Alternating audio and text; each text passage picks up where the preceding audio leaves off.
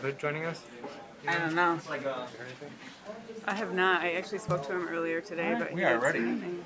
You're good to go. Good evening, good folks. Welcome to the City Commission of the City of Muskegon General Session meeting on this Tuesday, May 24th. We are going to start with prayer and then Pledge of Allegiance, but before doing so, just want to remind everyone that if you'd like to address the City Commission during a public comment period, you may complete the comment form at the back of the room and submit it to our Deputy City Clerk over there. And on the form, please provide your name, home address, and the topic on which you'll be speaking. When it's your time to speak, I'll acknowledge you and you'll come to the podium.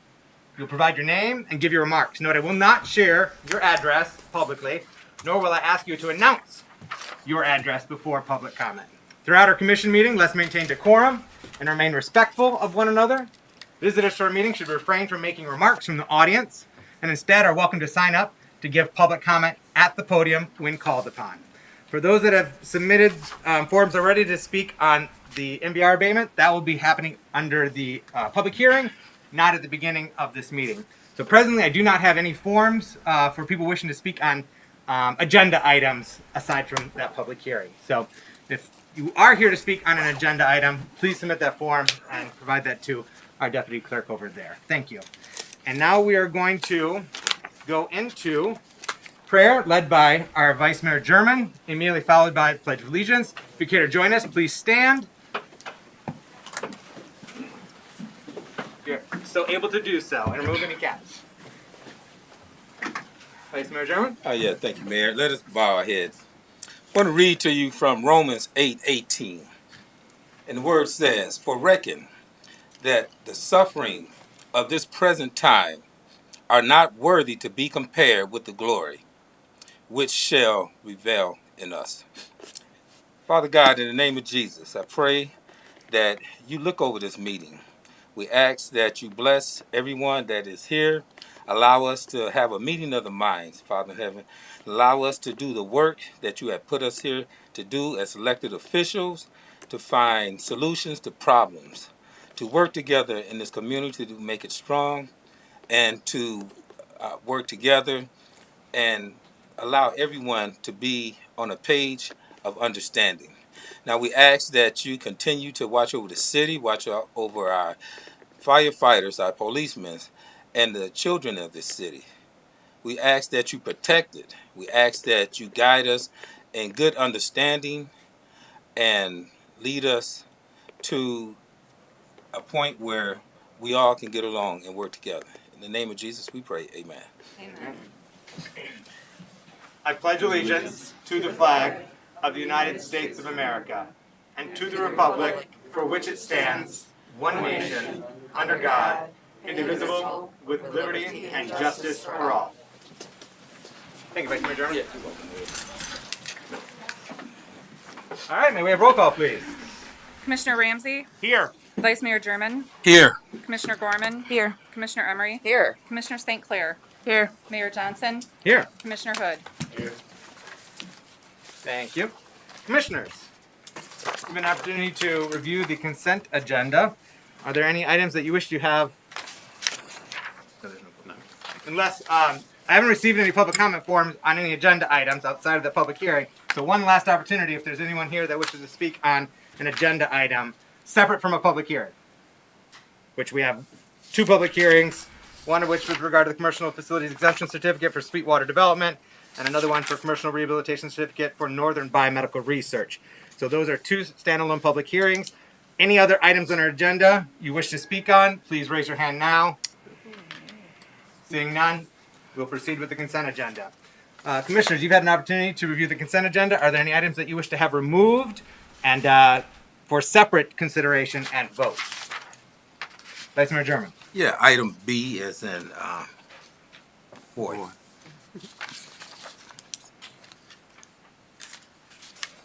Any others? Nope. I would ask also for item H. So in which case I would entertain a motion for the adoption of the consent agenda as presented minus items B and H. Move to approve the consent agenda as presented, minus items B and H. Support. All right, we have a motion by Commissioner Gorman, supported by Commissioner Ramsey, to adopt the consent agenda as presented, minus items B and H. Roll call, please. Commissioner Gorman, Yes. Commissioner Emery, Yes. Commissioner St. Clair, Yes. Mayor Johnson, Yes. Commissioner Hood, Yes. Commissioner Ramsey, Yes. Vice Mayor German. Yes. Motion passes. Thank you. Item B, annual action plan budget. Vice Mayor German. Yes, thank you, Mayor. I move to approve the 2022 annual action plan budget for CDBG and home programs. Support. We have a motion by Vice Mayor German, supported by Commissioner St. Clair, to approve the 2022 annual action plan budgets for CDBG and home programs. Director Bailey, welcome. Thank you. Right on Thank you, time. Director Bailey.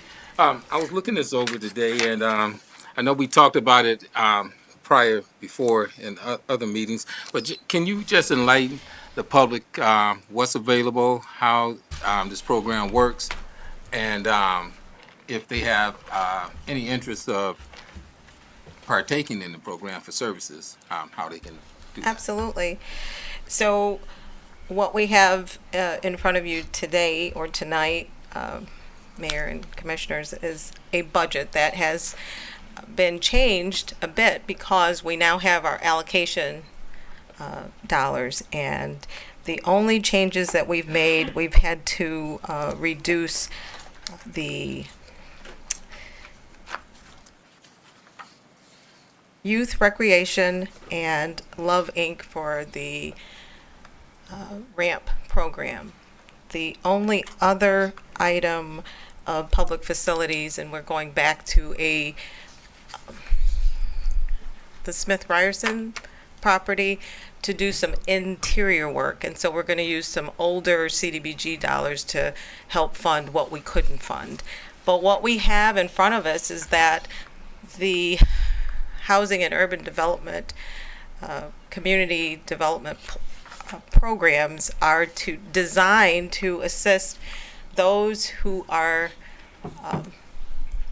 income challenged. And with that, 70% of the monies that we receive, this $900 and some $1,000, is really to assist those who are in need of services that wouldn't normally be able to acquire them. So through our residential facade program, where we will help with the siding of homes that can't sustain paint, and vinyl siding would be the better option to keep their homes looking decent.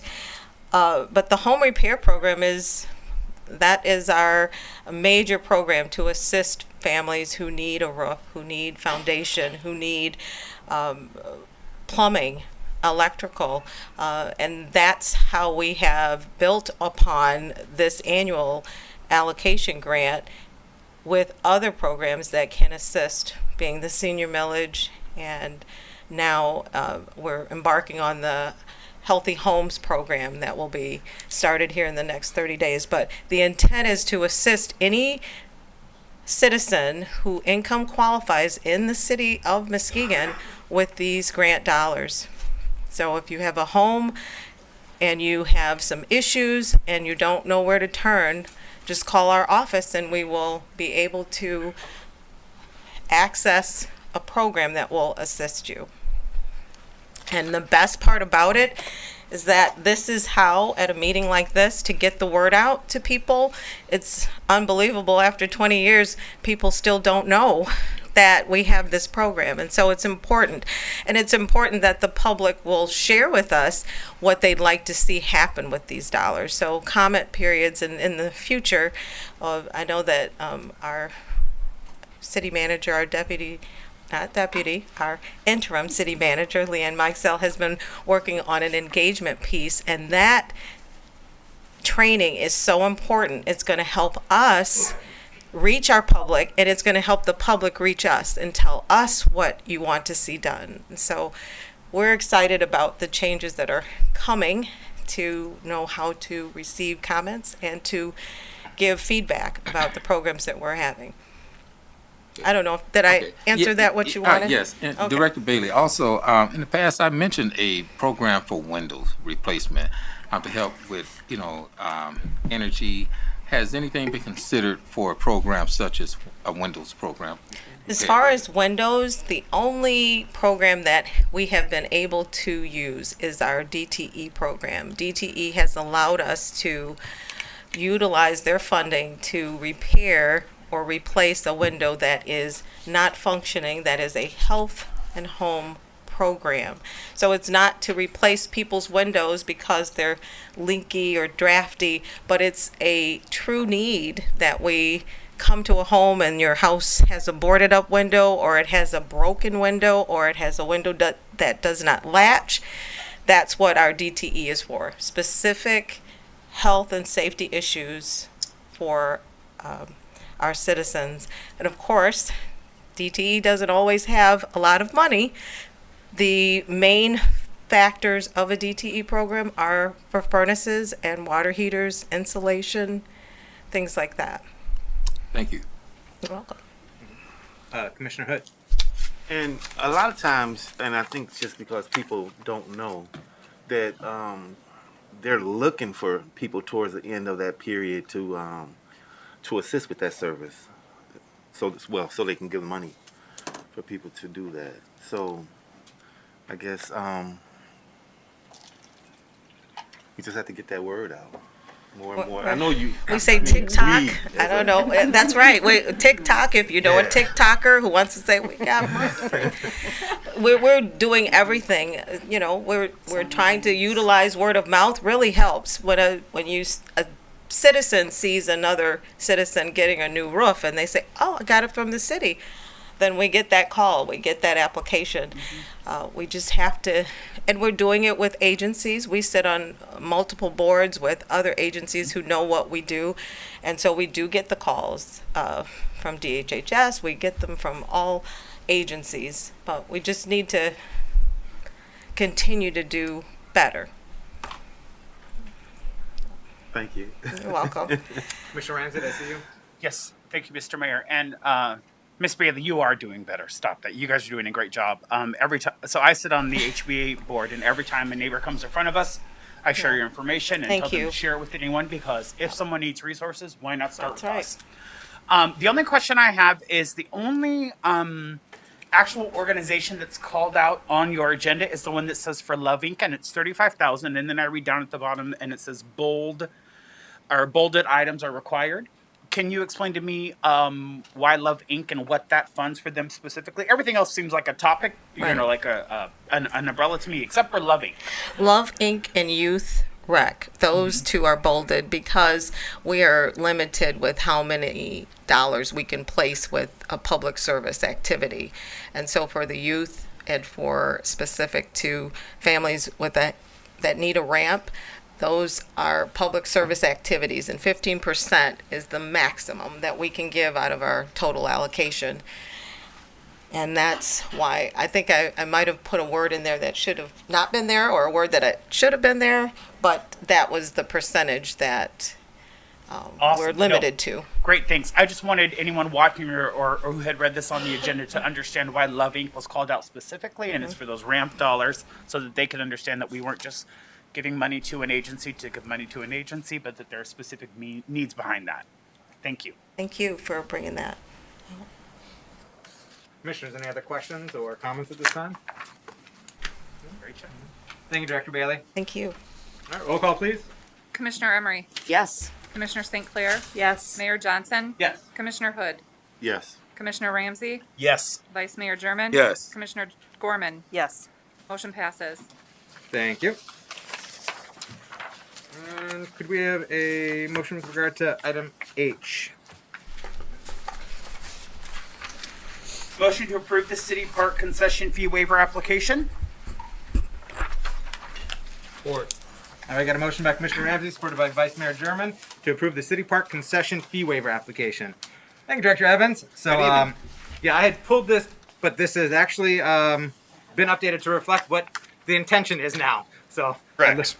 I learned about the update after I pulled it, because I saw that the agenda item hadn't changed, but the subsequent motion, the underlying motion, had changed to reflect what where our expectation is. So this is resulting from the conversation that we had 2 weeks ago at our last general session with regard to the concessionaires agreement with for that chalet for the lighthouse, and there was conversation about when do we and how do we provide fee waivers, and so this is what Director Evans and his team came up with for an application, and so here we are. If you Yep. want to. And then, like I said, I think you covered it well. We had a couple of extra documents in the packet. Originally, we had a policy that was removed. So all I'm asking you to approve is the fee waiver. And you can look, we kind of followed the same policy that the special event fee waiver uses. We scored very heavily on having a nonprofit organization lead this. You cannot qualify for a waiver unless you are a nonprofit organization, which would essentially, at this time, only allow the one agency to do that. It also will only apply to anything that kind of runs through the city parks, so it wouldn't go to, like Western Market or any of the other chalets like that. So, and then the concession agreement for the Lighthouse Conservancy, I believe, is on your agenda later this evening as well. So, yeah, that would apply to this if approved. All right, Commissioner Ramsey. Thank you, Leo. This is awesome. This is exactly what we wanted. Again, I want to thank Commissioner Emery for bringing it to our attention. I think that anytime we have an opportunity to support our local nonprofits that support our community, it's great to be able to do so. I'm glad that we're not running into this blindly and giving permissions to people willy-nilly, that we now have a process that we can go back and revisit to see if it worked well for us or not, and change is needed. So that's awesome. Thank you and the team for all of your work. Thank you, Commissioner Ramsey. Commissioner Emery. Yes, I want to thank you too. This is awesome. So this answers any issues that we had with the last meeting about this. So thank you. Yep, good.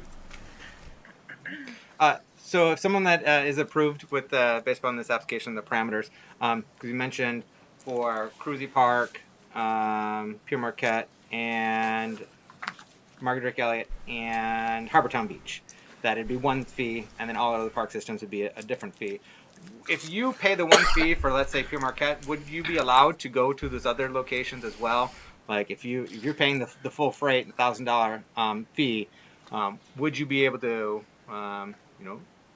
locate your food truck or trailer at Harbortown one day, Pure Marquette another day?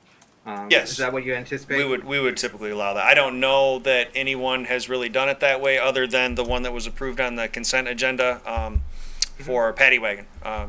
She does the mobile hot dog vendor, and she jumps around to all the parks. So we just kind of had slipped through the cracks and hadn't gotten her concession policy, so that's all set now. But she does that and operates around at all the different parks, and we don't charge a separate fee or anything like that for those. So. All right, excellent. Yeah, I like being more flexible.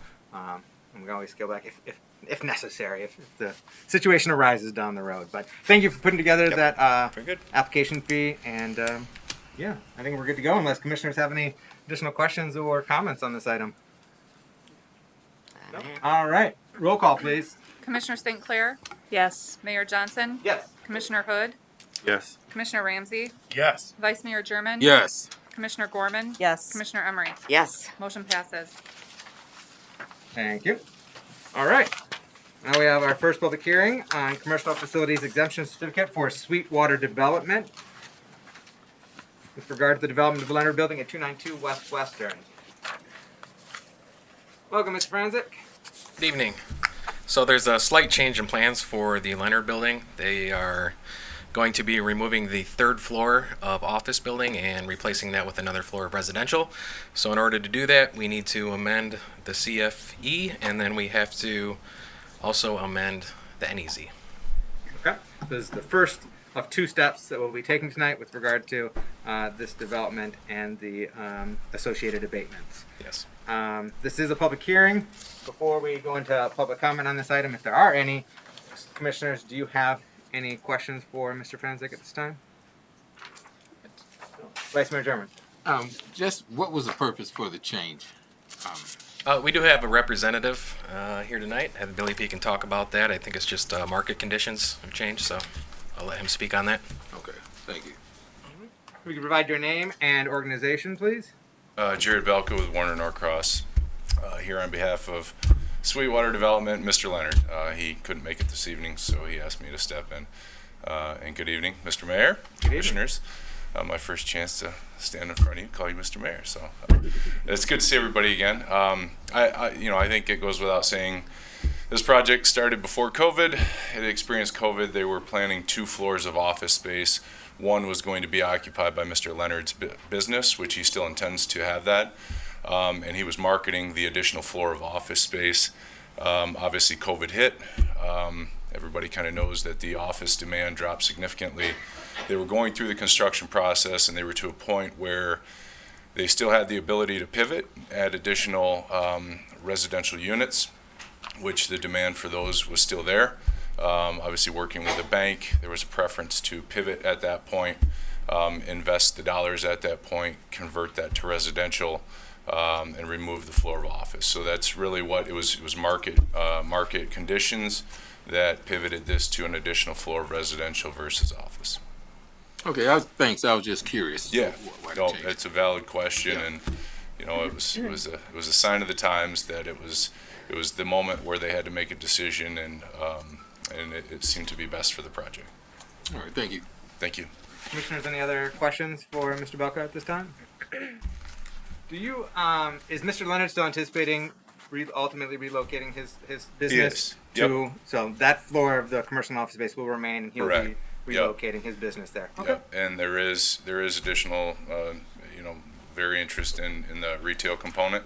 Has got some very positive prospects with that. Yeah. Obviously, the current focus is getting the residents moved in and continuing the first floor build out. So. All right. And what's that timeline? They're obviously, with any construction project, there are delays, but as far as I understand, yet this summer. So. Okay. Yeah, I'm excited about those retail tenants moving in. We're going to add some greater vibrancy to our burgeoning downtown. Corey's been very pleased with the progress. Obviously, not as quickly as he'd like, but it certainly looks a wonderful addition to the downtown, and it wouldn't be possible without your support. So, thank you. Thank you. All right.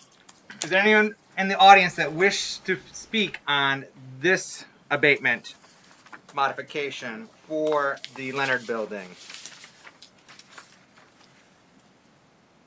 No? Seeing none, I would entertain a motion to close the public hearing and revoke the third floor portion of the Commercial Facilities Exemption Certificate number 2019-142 at 292 West Western Avenue. I would like to make a motion to revoke the 3rd floor portion of the Commercial Facilities Exemption Certificate number 2019-142 at 292 West Western Avenue and close the public hearing. Support. All right, we have a motion by Commissioner Ramsey, supported by Commissioner Emery, to close the public hearing and revoke the 3rd floor portion of the Commercial Facilities Exemption Certificate number 2019-142 at 292 West Western Avenue. Commissioners, any final thoughts or questions before we go to vote? No? All right, roll call, please. Mayor Johnson. Yes. Commissioner Hood. Yes. Commissioner Ramsey. Yes. Vice Mayor German. Yes. Commissioner Gorman. Yes. Commissioner Emery. Yes. Commissioner St. Clair. Yes. Motion passes. Thank you. All right, our next public hearing is with regard to commercial rehabilitation certificate for Northern Biomedical Research Incorporated at 2725 Old Hoff Drive. And we have Mr. Franzik with our planning department joining us and leading out on this. And we got our Director of Development Services, Ekholm, and waiting in the wings to provide any additional support or answering questions. Yes, so this board approved the district, which is necessary first, back on March 22nd. The county has 28 days to approve or deny. They did not deny the creation of the district, so now is the time to come forward with the public hearing for the creation of the issuance of the certificate.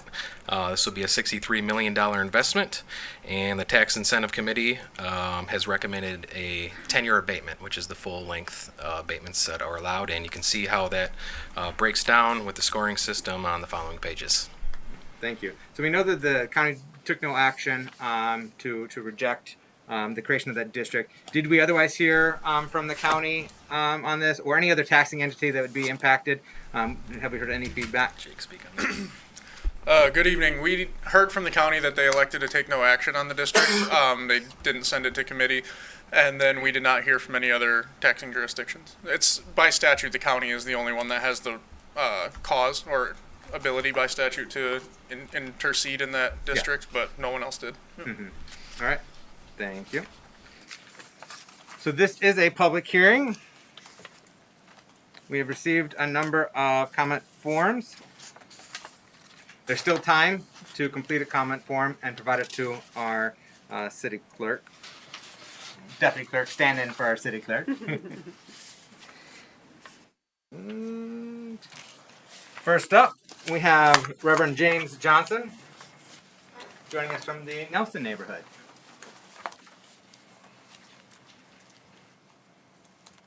Welcome, Reverend. Thank you, and I'll try to be brief and just say that I'd really like to keep this kind of activity out of Muskegon and any way that we can. And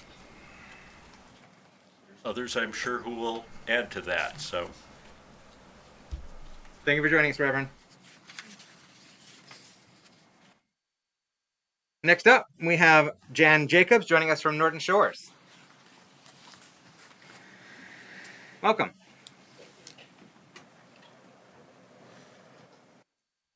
Again, my name is Jan Jacobs, and tonight I stand before you not only as an animal advocate, but as an advocate for Muskegon County and the families, your constituents who live here. I'm one of many Muskegon County residents who believe that a vote to provide a tax abatement for the expansion of NBR's new facility will further pave a path that will put all of us at risk, especially those who are already underserved. I do not need to go into great detail about the fact that when hundreds of animals are brought into a facility pumped full of toxic chemicals and eventually euthanized, after their bodies can't stand anymore, the carcasses need to go somewhere. As does the feces, the urine, the syringes, the equipment, the bedding, the protective gear, the countless other materials that are used at such a facility. So where does it go? You can either incinerate it, you can bury it, or you can haul it away and make it somebody else's problem. Here's what the National Center for Biotechnology Information says. For decades, incineration has been the method of choice for treatment of such composition of waste, which leads to health deterioration and environmental degradation. This process of waste incineration poses a significant public health risk and an environmental impact. The major impact on health is the higher incidence of cancer and respiratory symptoms. So you bury it. An article written by a team at the New England Anti-Vivisection Society states, soil contamination and runoff of animal waste and other debris related to drug and chemical testing may result in groundwater contamination. Animal waste containing drugs and chemicals that may have unknown toxicity due to their experimental nature exacerbates the growing problem of drugs in public water systems. Public drinking water supplies are contaminated by animal testing because public water treatment facilities cannot filter out drugs, hormones, and chemical solvents. I could go on and on reading from articles that reveal the negative impact a large animal research facility has on our environment, and using the argument that we would be so proud if Muskegon were to be home to a company that contributed to cures for very debilitating diseases does not make sense in this case. In an article published in the Journal of the American Medical Association, researchers found that medical treatments developed in animals rarely translated to humans and warned that patients and physicians should remain cautious about extrapolating the findings of prominent animal research to the care of human disease. Poor replication of even high-quality animal studies should be expected by those who conduct clinical research. I, along with many others, do not understand how our city leaders could even consider a larger, under-regulated, potentially hazardous industry into our beautiful shoreline communities, a place that so many of us have spent our time and treasure to improve. You have 15 seconds. On behalf of the families, including the many children that will be put at risk from this decision based solely on money, I implore you to stop this train before it gets so far down the tracks we cannot recover from those horrific consequences. Thank you. Thank you for joining us and sharing your thoughts. All right, next up we have Darlene DeHootie from Northern Shores.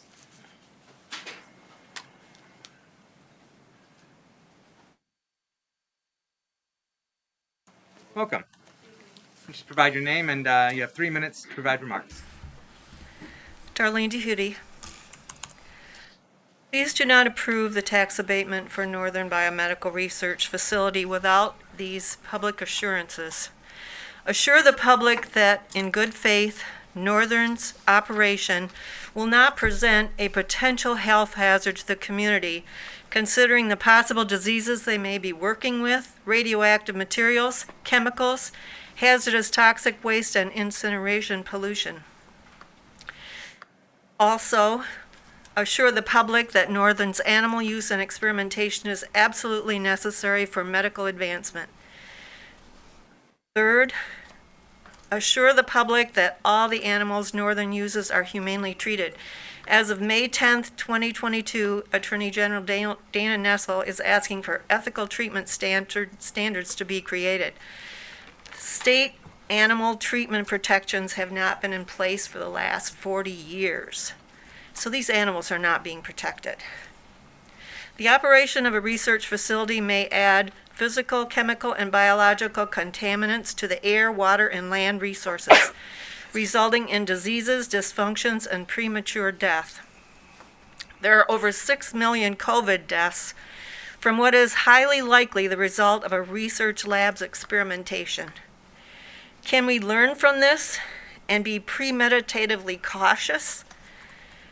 What is the biosafety lab level of the current Northern Biomedical Research Facility, and what is the biosafety lab level of the proposed facility? You should all know that. I hope you do. When the City of Muskegon reviews designs for this new facility, please provide the public with data on the performance of the proposed facility's pollution control equipment, which should be reviewed by experts outside the research organization. We are uncomfortable with the insufficient information about the nature and extent of political risks, extent of potential risks to public health and the environment, as well as a sense that the community is helpless to influence the decision-making process associated with controlling and remediating these risks. The antidote is more information, more openness, transparency, and more time to consider all the ramifications of this decision. We ask that the city and the biomedical facility establish a relationship with the community, explaining what Northern is doing, what chemicals they're using, what diseases they're working with, and all of their methods of keeping the public safe. In addition, how are they treating the animals? This is an effort to establish a level of understanding and trust. Northern is foreign-owned. The administrators, key officials, and most of the employees are not local residents. They have no personal investment in the community. Would they live in Northern's neighborhood? Would you? The point is, if you can't live with it, don't do it. Please do not approve the tax abatement until we are assured Northern's operation is safe for the community, their experiments are necessary for medical advancement, and animals are treated humanely. Thank you. Thank you, Mrs. DeHootie. I have here, shall I give it to these are the 4 biosafety levels. Yeah, you can share that with our clerk. Okay, and it's she will incredibly distribute- important to know She'll that. distribute them. Thank you for joining us tonight and providing your perspective and input. All right. Is there anyone else that wishes to speak during this public hearing? All right. Welcome to Hillborn, joining us from Muskegon Heights. Welcome back. Yes. When you're done, could you just make sure that our clerk has Yeah, your definitely. address just for Right. the official record. Yes. Sorry for my tardiness and no appearance. worries. I'm Welcome. here. I guess the biggest thing I wanted to just kind of ask is that the proposal from PCRM be considered. I sent it to all the commissioners a couple of hours ago. This week has been kind of rapid fire, so I know that was really late, and you probably didn't have very much time to review it. And I don't know, as far as like the timeline for builds and things like that, if it's possible to table for review or anything, but what is in that proposal is all things that the majority of private labs are already asked to do. It doesn't mean they're following them, but the R's of labs such as reducing the amount of animals, replacing animals with other methods are all things that the I believe it's the USDA is asking that labs do anyway, but per my understanding and my findings with PCRM and investigations, they are not, and they don't really have the current mindset to want to do that, but it is something that is being pushed on these labs to do, and the progress of medical testing right now is really kind of being pushed towards alternatives and things like that, and I think since the last time I was here, there was maybe 20 co-signers in Congress, and now we're at about 90. So these things are happening. And while everybody knows that we can't have exactly what we want in this situation, I think this would be a compromise where everyone gets what they want. NBR comes, they get their abatement, but we feel satisfied in knowing that we at least didn't fight for nothing. And I just really hope that that's something that can be considered. Thank you. Thank you, Ms. Hilborn. Saw a hand up over in that corner. Do you still wish to speak, sir? Yeah, I have my paperwork. Oh no, that's a general comment at the end of the meeting. So, yep.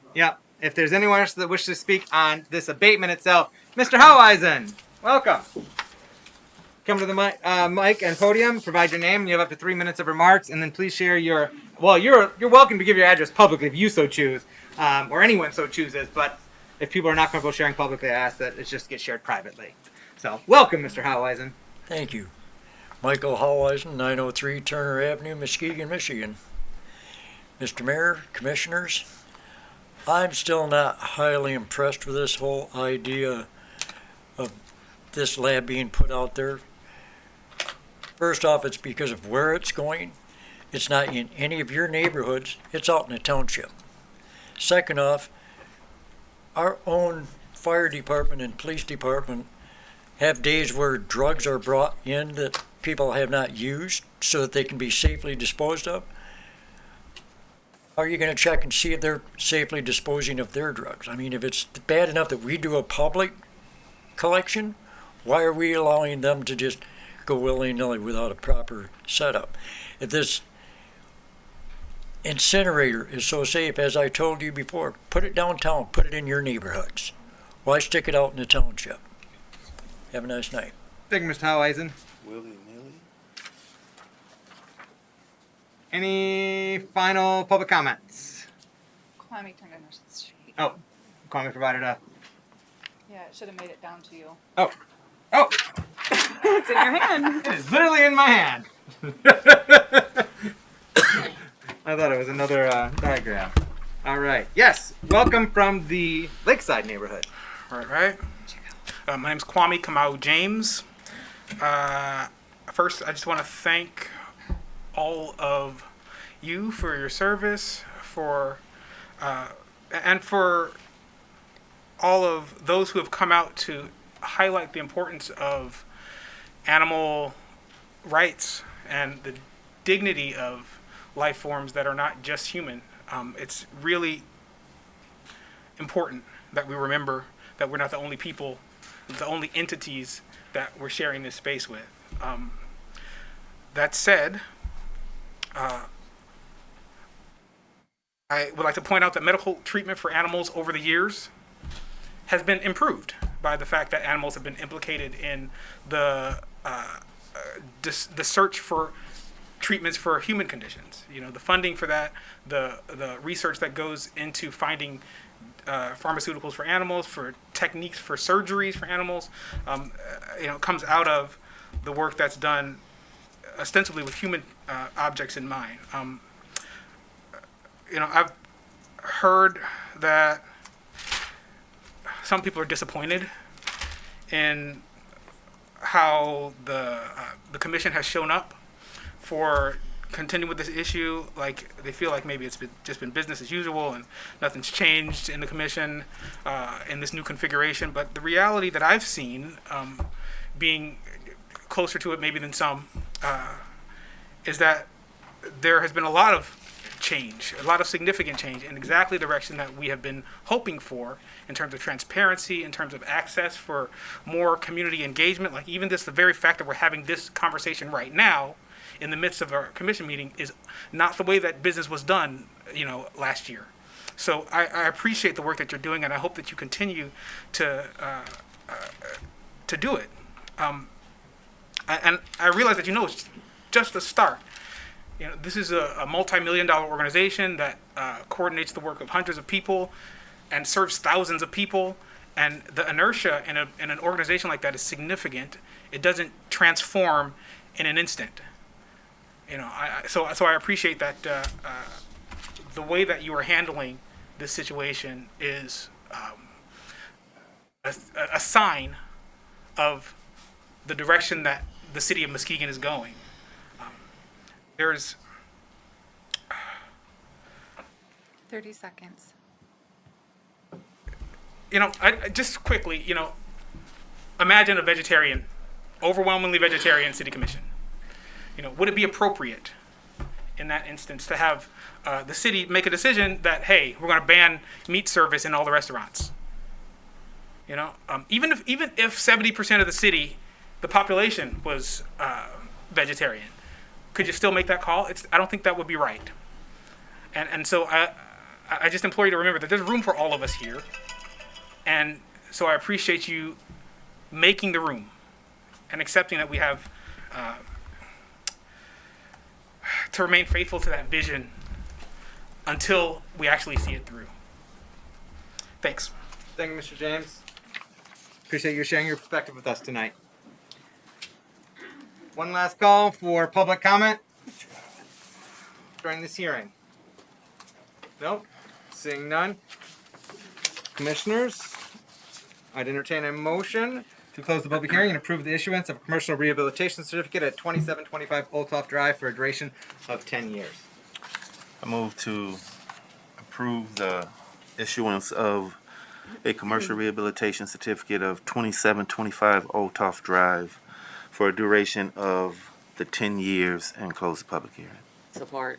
We have a motion by Commissioner Hood, supported by Commissioner Emery, to close the public hearing and approve the issuance of a commercial rehabilitation certificate at 2725 Olthoff Drive for a duration of 10 years. All right. Commissioners. Commissioner Hood, do you have any questions for staff or otherwise input at this time? No, I don't. Okay. Commissioner Emery, do you have any questions for staff or otherwise? I do not. Input at this time. All right. Director Ekholm, do you have anything that you wish to share with us on this item before we continue our deliberation? I believe we've shared most materials over the course of meetings and correspondence. So we did put together a taxable value and projected income tax analysis that I believe you've all had a chance to review. And then, as commodities and costs have continued to increase for the type of commercial building that's being constructed, the numbers for the development continue to go up. So if anything, these are quite conservative. But I'm happy to entertain any questions. Yeah. Could you share that? I mean, we've received those numbers, but for our audience here as well as folks at home, can you share and highlight what that taxable values that would be abated, the taxable values that would continue to accrue to the city, and just what the outlook is with regard to that, where we're at and where we're going with regard to the tax impact if this project were to move forward, conditioned on this abatement? Certainly. So to begin, the total millage obligation for all taxing jurisdictions in the city of Muskegon is 62.95 mills. That includes Orchard View School System, MAISD, Community College, senior citizens, veterans, city operating, county operating, et cetera, et cetera. I think there's a total of 15 levies. So for phase one construction taxable values, which we are fairly conservative with, we do construction value minus 5% divided by 2 to incorporate a reduction factor that the assessor would apply to that building. Total taxable value of about $25.65 million. Again, that's likely fairly low relative to increased costs. So that would reflect a total taxable value for all millages of $1.615 million once project is complete and fully assessed. For the city of Muskegon's portion of that, that includes city operating of right around 10 mills. It's 9.9968 mills, and then city sanitation millage of 2.9754 mills. So that would include a total of $256,000 for operating and $76,000 for sanitation. That would be abated, and those would be abated for the course of that 10-year abatement. At the end of that 10-year abatement, obviously there will be inflationary pressures on taxable values, so these numbers would likely be higher. Once the phase two total build out is complete, which is the long-term projection for the project, these numbers go up to a total taxable value of approximately $57 million and a total annual tax generation of around $3.6 million, of which $570,000 would be city operating and $170,000 would be city sanitation. And to continue, so those would be abated throughout that abatement period and then be collected in full freight at the end of that abatement period. In the meantime, the city's income tax is not party to that abatement, and so the city would continue to collect income tax on both corporate filings of NBR as well as personal filings of their employees, 1% if they live and work within the city limits, and then 0.5% if they only live in the limits or only work in the limits. So given that, we put together a range at the bare minimum, which is everybody at 0.5 point and then everybody at a full point, neither of which are likely. So the corporate filing forecasts, prior to their expansion, where they're projecting to approximately double staff and double footprint, just moving their existing operations over there post-construction before they ramp up, we're looking at somewhere between a total income tax between $210,000 and $265,000. By 2026, we estimate the taxable values the income tax collection would have approximately doubled based on projected job growth. And would have a range between $438,000 and $558,000. And we put continued inflationary estimations on there based on wage inflation. So by the end of the abatement period in 2033, we estimate a total income tax annual revenue of between $582,000 and $738,000, in addition to the real property taxes generated. So that would be a sum total of annual estimated revenues at the end of the abatement period between $1.01 and $1.17 million for the city. Obviously far more for all taxing jurisdictions, with the largest beneficiary being Orchard View Schools between their operations, debt, sinking millage, and then state education tax. So when you said at the expiration of the abatement, so after the 10th year, that's the amount that you just quoted, the range of 1.1 to 1.01 to 1.17 is what we estimate the annual allocation would be. And keep in mind, this is a static analysis, so it's not taking into account inflation on the real property, only annualized average inflation of wages industry-wide. So that is, when you say, again, that range, 1.012079 to 1.168579. That is just cities collection. That's the property. That's a combination of real. That's a combination of real and income tax. That's the combination of the two. That's everything that we get. Now, were you able to get a ballpark for the personal property tax? Yeah. So this industry has state and federal credits associated with their taxable personal property due to research and development in the healthcare pipeline. So it's unlikely that we would receive any personal property taxes during the abatement period. After the abatement period, it would depend on the status of those state and federal tax credits. They have a sunset on the legislation, just like most tax credits. State and federal credit. They both have for that. credit opportunities available to R&D facilities. Yep. Okay, gotcha. So, if this debate were to go forward, the city still anticipates collecting about $210,000 to $265,000 in income tax alone in the first full year after anticipated construction. Okay.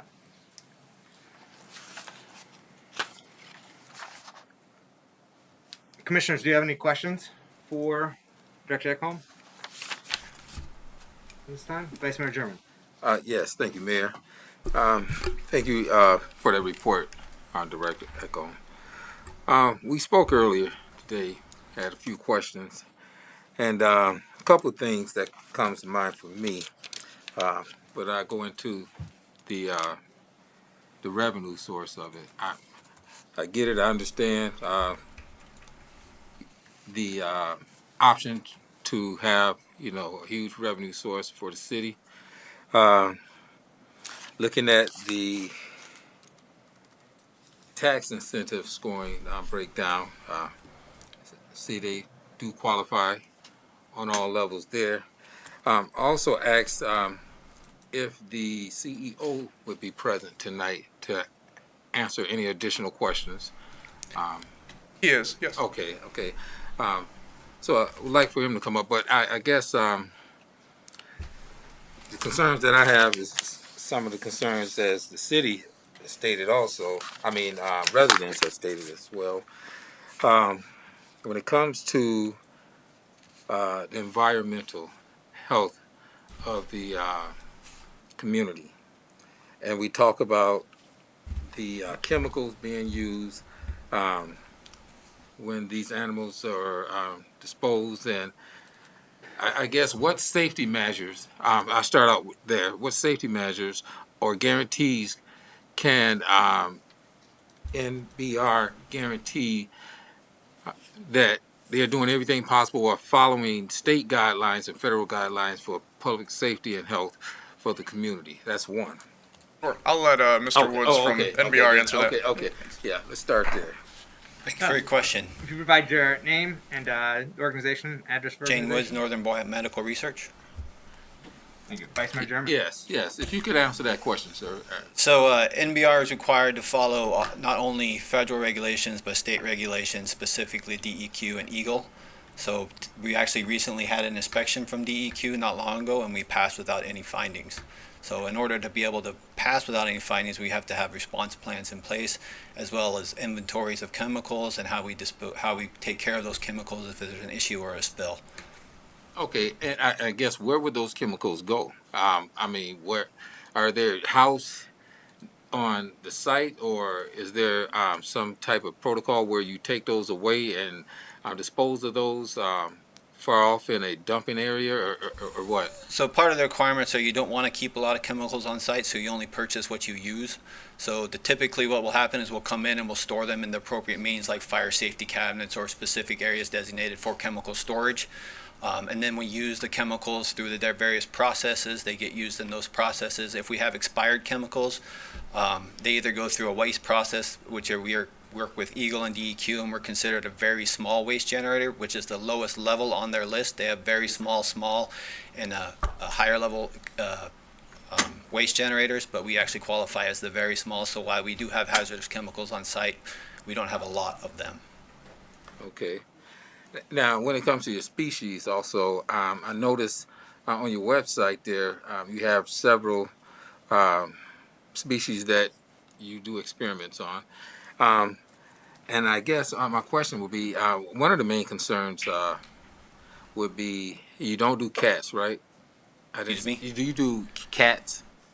We don't do cats. Oh, because I don't see that. Okay, I know that someone had addressed that. So I guess what would be the correlation with how the animals that you're experimenting on what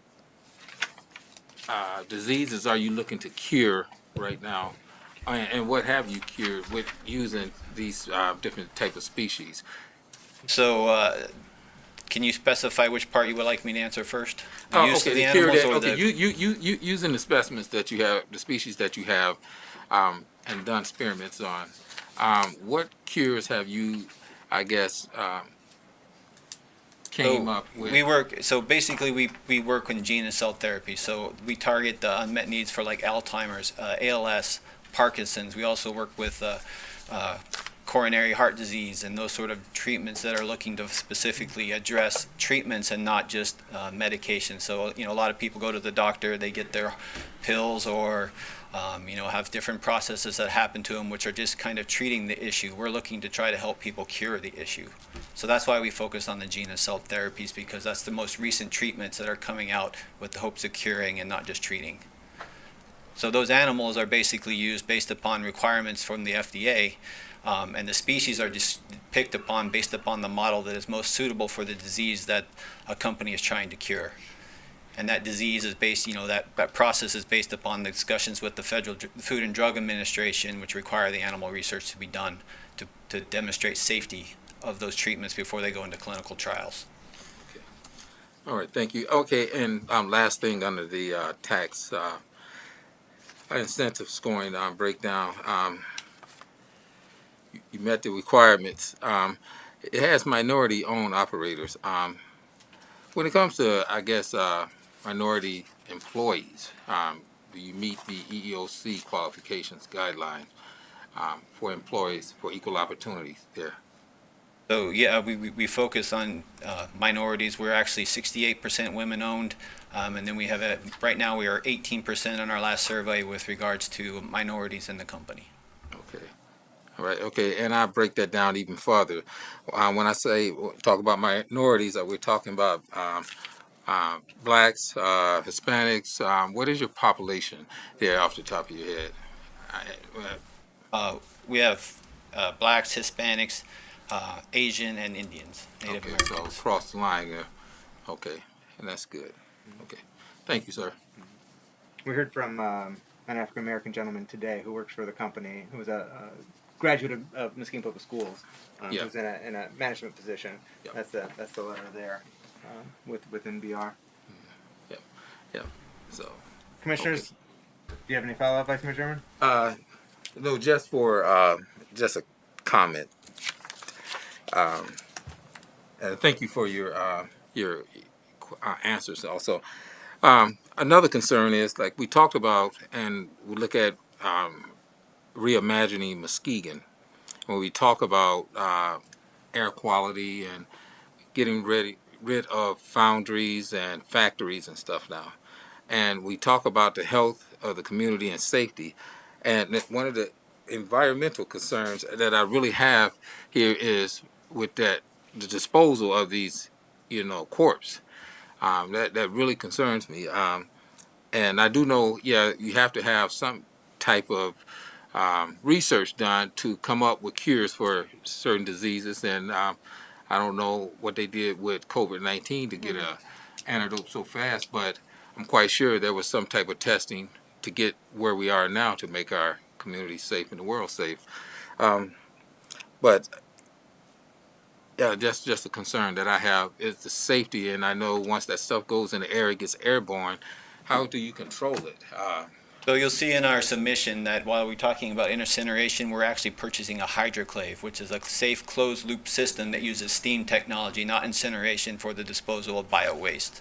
So I know there's been concern around the incineration, but that's the plan we plan to take. Also, Eagle is highly regulating the release of particulates into the air, and they have very strict regulations on what can and what cannot be released into the air. And then they also audit you, like every other agency, on how you're performing, whether you're meeting the guidelines or you're exceeding the guidelines. Yeah. So this new technology, I guess, more or less have some more control of the So it's a closed loop means that it's basically self-contained. Okay. So it doesn't release anything into the air. Yeah, that's good to know. Yeah, technology. Okay, thank you. Thank you, Vice Mayor German. Yeah, thank you. And thank you for clearing out with regard to the incinerator. That's one of the things I was going to inquire about. So it's Certainly. a very small incinerator using some innovative technology to help minimize that pollutive impact or potential pollutive impact. And it is regulated by the EPA, and also you're going to have to go through MIOSHA as part of that process and permitting process to get, if I recall correctly, from the development agreement or Correct. sale, not development agreement, but the sale agreement that had been approved back in January. It's going to go through MIOSHA. Yep, just like we have to go through all the other regulatory agencies just to build the building itself. Commissioners, any other questions for Mr. Woods while we have him? Commissioner Hood. Yeah, Mr. Woods, I'd just like to know, do you smile? You got me. There you go. But thanks for all the explanation. I mean, you really Understand. came through. Thank you for Anything joining else? with us tonight. I do have some questions. Before I do that, is there anything else you'd like to just share about your company, share about MBR, Northern Biomedical Research, your company's practices, operations, outlook? Yep, I mean, MBR has been in the community for over 28 years, and they've always worked trying to make a better place in the world, not only in the world, but the communities as well. Since that time, they started with a handful of 5 people. We've grown to over 87 people now. You know, those people have gone on, some people come work for us, they go on to med school, they go on to nursing school, they go on to other educational conventions in the world. We also like to say that, you know, manufacturing is very strong in Muskegon, but there's not a lot of other opportunities that exist for people within the community. So we like to provide that other opportunity by providing life sciences to the area so people can come, you know, they don't have to worry about, you know, not understanding all of the, you don't have to have a PhD to come work for us. You don't have to have a master's to come work for us. We have jobs everywhere from high school level all the way up to those PhD levels, you know. So, you know, we're excited to continue to exist in the community, which we have for 28 years, to continue to expand, to continue to grow, continue to engage with all the individuals from, you know, that PhD level all the way down to the high school level. Excellent. And as part of this expansion, you're anticipating growing your workforce, essentially doubling it with this initial expansion and potentially growing it beyond that? Yeah, so if you our final expand goal further? is that we would hope to build a 250,000 square foot roughly facility on the site. We expect that we would employ around 300 people at that time. And regardless of, you know, where people might say we go or anything like that, the Muskegon area, Norton Shores area has always been the home, and we always plan on it to being our home. Okay. And how are you going to be hiring? How are you going to be recruiting your employees as part of this expansion? You know, we heard, you know, there's going to be as part of the application, there's going to be emphasis on hiring local residents. One of the things that we'd heard, you know, back in January and subsequently is that these jobs are not going to be available or accessible to our own residents. Can you speak as to how the types of jobs? I know you already spoke about the range, but the ones that you're going to be hiring, kind of what the composition is that, and how you're going to be recruiting and hiring for those positions. Sure. I know Jake mentioned to you that we just recently hired an individual who grew up in Muskegon's, worked with Upward Bounds and a lot of other educational groups within the department. So we've hired him as our recruiter outreach director. So he has a lot of ties with the community. He's been connecting with not only the universities, but the Upward Bounds program and starting to bring on interns and those sort of things to help expose people to what we do and get people interested in what we do. The majority of the jobs that we're going to be bringing on are the operational components. That's a lot of those high school levels on up to people with some experience, some bachelor level degree jobs, because a lot of the executive managers are already in place. So it's more about expanding our capabilities and building that infrastructure so that we can continue to serve our communities in the world. Then, sorry, go ahead. Oh no, I was gonna say, and also, you know, I had asked about, you know, in recent months, I'd asked about MBR, working with our local school systems on trying to identify students to have access to opportunities, whether there's internships or even potentially on the job construction site as part of this development. You know, Muskegon Community Education Center is looking at that city as school and getting students on construction sites, getting those jobs, getting paid, getting skills, career exploration, getting credits as well. I know you don't have anything formally worked out with them, but yep, we're in talks with the MCEC as well as some other institutions to basically establish that partnership and provide some opportunities for internships or future employment. Mm-hmm. Excellent. I understand there may be some sensitivities about that with the educational institutions. You know, if this moves forward, I hope that our local institutions take advantage of opportunities for our students and youth development. Yes, we're very big into STEM, but we also provide opportunities in human resources, financing, and other areas, safety and health, because we do have other things that revolve not just around the life sciences aspect, but all the things that are important to support the companies. So all of those opportunities will be on the table. Okay. Can you speak to, it came up earlier tonight, and I know when some of us had taken a tour as well, I had inquired about it, the 3 R's. Can you speak to, with regard to the 3 R's, the reduce, replace, refine, how your company ascribes to that, how you implement that, and what, if any, reporting requirements do you have with regard to the 3 R's? So I think it was mentioned earlier, the USDA pushes those 3 R's. And part of their reporting structure is when they come in and they do audits on it. The audits are random. They can come anytime they want. They can even come at the request of other individuals. So they'll come in, they'll do an audit, they'll look at our processes, our plans, whether we have an IACUC in place, which is a body that's responsible for reviewing all of the studies that conducted and have outside third-party, non-employed. Can you explain for the audience what that acronym is that you just mentioned? Institutional Animal Care and Use Committee. So their job is to review what studies. is that committee, the purpose of that committee and the composition of that committee? So their job is to review studies to ensure not only are we looking at things like the 3 R's, but also, are the animals receiving a proper analgesics? Are they being treated appropriately? Are they receiving the appropriate food? Are they receiving the appropriate enrichment, which is, stuff for them to play with? Are they being socially housed so they can interact and have tactile contact with other individuals? So that's the IACUC's job, is to kind of do all of those sort of things. And when the USDA comes in, they review the IACUC records as well as all the processes throughout the building. So they'll go into the animal rooms, they'll talk with individuals, they'll go through our standard operating procedures, they'll look at our records. All of that gets compilated by the USDA. And then we are also required to report the number of animals used, the pain categories, all those things. I think I heard someone else read. Those are already required at the federal level, and we have to report those to the USDA. The USDA then has a website. Anybody in the building, anybody in the world can go and search and see what the findings of an institution were after the interview. So if you wanted to go see how we did in our last inspection, you can go to their site and look us up, and it'll respond whether we had findings or not. Additionally to that, we also ascribe to ALAC, which is a nonprofit organization that tries to take the best practices not only of the Animal Welfare Act, but as science evolves, they try to incorporate those learnings into the practice that we all ascribe to, because regulations and laws can move relatively slowly compared to how fast science can move. So science can get far ahead, and so the idea is to take all of those best practices, incorporating them into an organization, and then try to spread them throughout our industry. And so that's based upon an accreditation, which means that if we're accredited, then we've met that higher level of standard that's above and beyond the Animal Welfare Act, and we are accredited. So speaking of science kind of getting ahead of the regulatory environment or framework, we've been hearing from constituents and folks all over the country. There's not just our constituents here in the city of Muskegon. We've heard from folks across Michigan and elsewhere in the country that have caught wind of this and are opposed, for a number of different reasons on animal testing for medical research.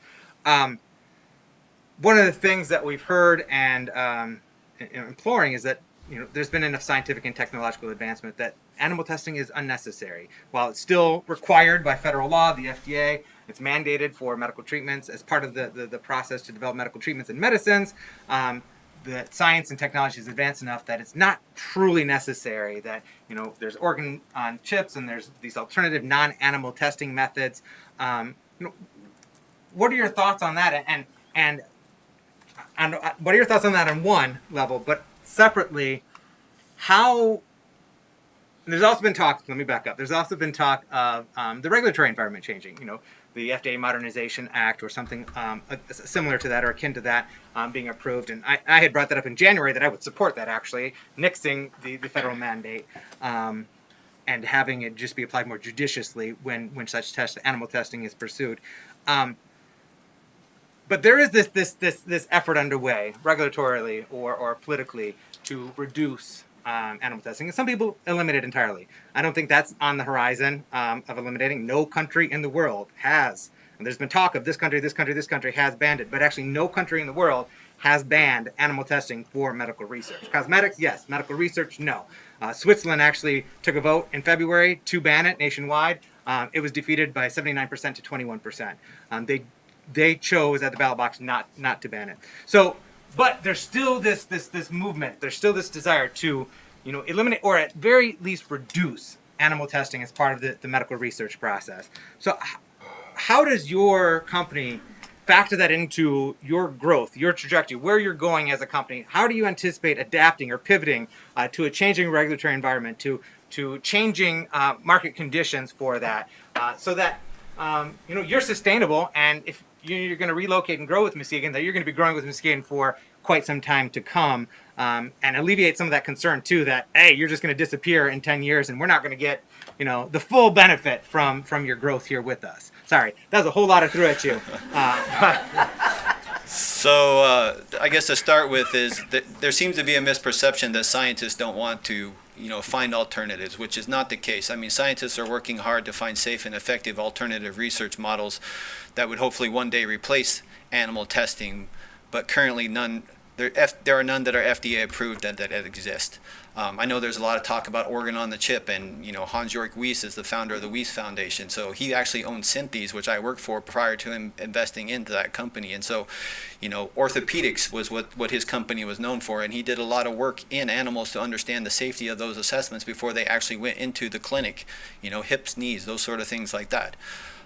So I think the need to evolve and the want to evolve is there from both sides of the table. And as we evolve and as we learn more, those alternatives are going to, catch up with what we hope them to one day be able to replace. Part of that is also just gathering the information. You can't just turn the dial and say they're fine. You have to demonstrate that one is acceptable or comparable to the other, and that's what's being done right now. And then to that fact about pivoting. So like I said, we're a gene and cell therapy company. A lot of these organ chips are coming on cells. They're cells. They're groups of cells that are put together in order to demonstrate a tissue, an organ, or a process in that, like pulmonary heart disease or something of those regards. So those are within our wheelhouse, and we're moving towards, part of that is proprietary technology, but at some point that technology will be licensed out to other individuals and other organizations.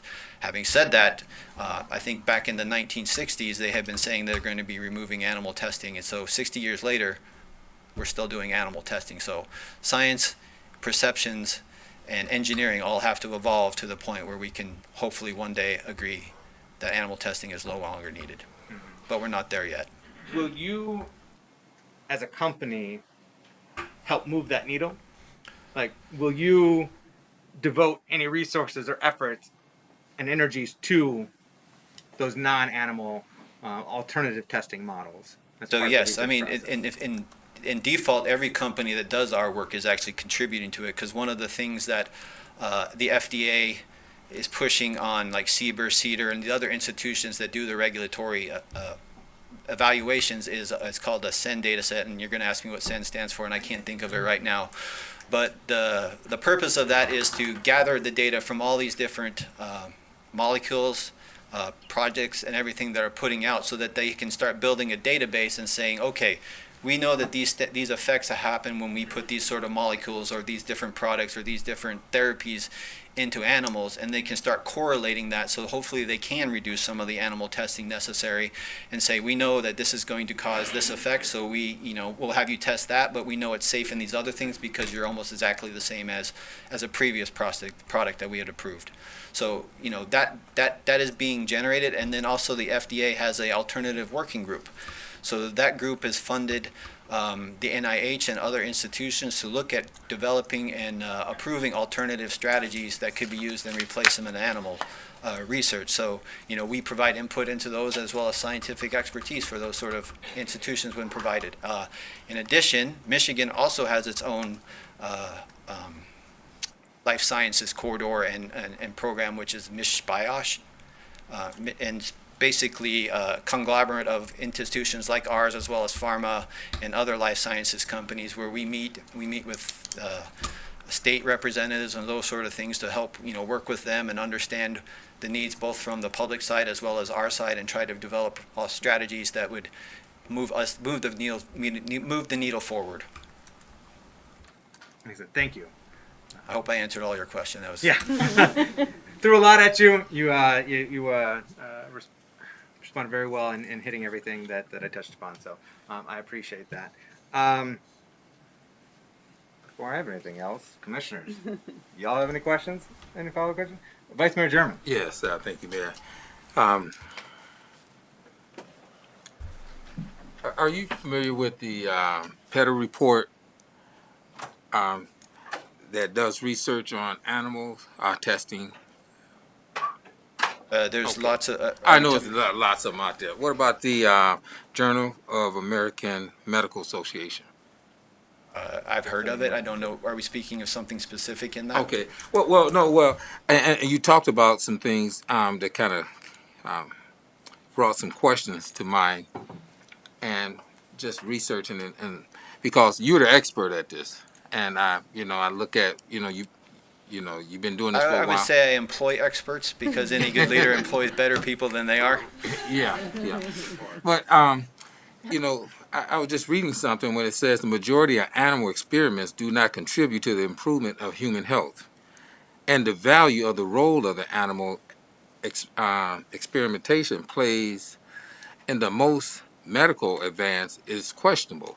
So when I hear you talk about getting these finding cure for the diseases and Alzheimer's and stuff like that, and testing on certain animals, I'm just trying to find out, in your field of expertise, what animals. So one, I don't know exactly where they're coming from. That I would need more information. But what I can say is that every medical device improved that's gone through the FDA has been approved with some sort of animal testing in it. In addition, if you look at all the Nobel Prize winners that are in medicine and those sort of things, a lot of that is performed off of animal testing. So the statement that it doesn't provide any scientific value, I guess I would take issue with. Okay. Yeah, just to interject, Vice Mayor German, in that regard, that's something that I had given consideration and reflected on as I try to do with all the various different concerns we've received from the public and in recent months with regard to that. And I guess I had two thoughts with regard to that. The statement that most of the animal testing does not translate into direct medical benefit or a medicine, an effective medicine or treatment for humans. And my thoughts there were that one, there's value in failure, that you learn and gain knowledge from failure. But beyond that, I think part of the reason for that high number of ineffective follow-through of the testing is actually due to the current FDA mandate that every single medicine and treatment must be tested, and that if we had the opportunity to be more judicious, we'd see that ratio of testing that had a positive outcome or positive efficacy increase. So that was just sharing my thoughts and some of my process, how I reviewed that and analyzed that. And to expand upon that, a part of the work that we do is not just to get stuff approved, it's to stop stuff that could potentially harm people before it actually gets into the clinical trial. So part of our job is to stop things from getting into the clinics and prevent them from moving forward. Yeah. Which makes sense. Context. Yeah. Thank you. Yeah, I could see your logic in that. I definitely know that there's a need to do testing. Unfortunately, it's on animals, but I value human life as well, and we have to have some type of mechanism in place to preserve life. And unfortunately, doing it on animals, I feel for the animal lovers and pet owners and stuff out there as well. So those sentiments I share, but yeah, I just need to get some clarity on that as well. Thank you. Thank you, Vice Mayor German. Commissioner Ramsey. Yeah, Mr. Mayor, I know that you asked about this earlier, but I really want to hear an explanation in layman's terms for our community members. So, what part of working towards non-animal testing is NBR involved in? And is there an opportunity for any of our community who understand, like Vice Mayor German just said, and most of us believe, that this is a necessary evil right now to prevent all of the things that you so eloquently spoke to? how is NBR situated to help move testing into a non-animal arena? And if any of our neighbors or county neighbors want to get involved or get behind or find out more, where can they talk to someone and who should they call? Because it is not us. Yep. So MishBio would be the place to start, and I can provide you guys that information if you would like, because that's part of what they are, is an advocate group, not only for us, but for understanding the community. And they have working groups where they work with people to try to help push that along. And then they have other groups that they deal with, which are lobbying groups on both sides of the table that end up at Congress and Washington and eventually the FDA. And that's how we move the needle. Awesome. Thank you, Commissioner Ramsey. Any follow-ups? Oh, no, that was perfect. All right. Commissioner Gorman. Thank you, Mr. Woods, for joining us today. I just wanted to ask, if this moves forward, this is an incredible opportunity to utilize some local labor in the construction of the project. Can you talk about whether or not you're going to take advantage of that? We plan to, and I think we've stated it in our submission so that it's there for the world to see that we plan on using the local community. Fantastic. Thank you. And I believe, because I'd asked back in February about this, and I believe Dr. Ekholm had arranged for your general contractor to meet with some of our local trades to see if there's opportunities to at least make them aware of these projects and opportunity to bid on them. And so there's already been some kind of dialogue and engagement of trying to utilize local and regional trades. Yep.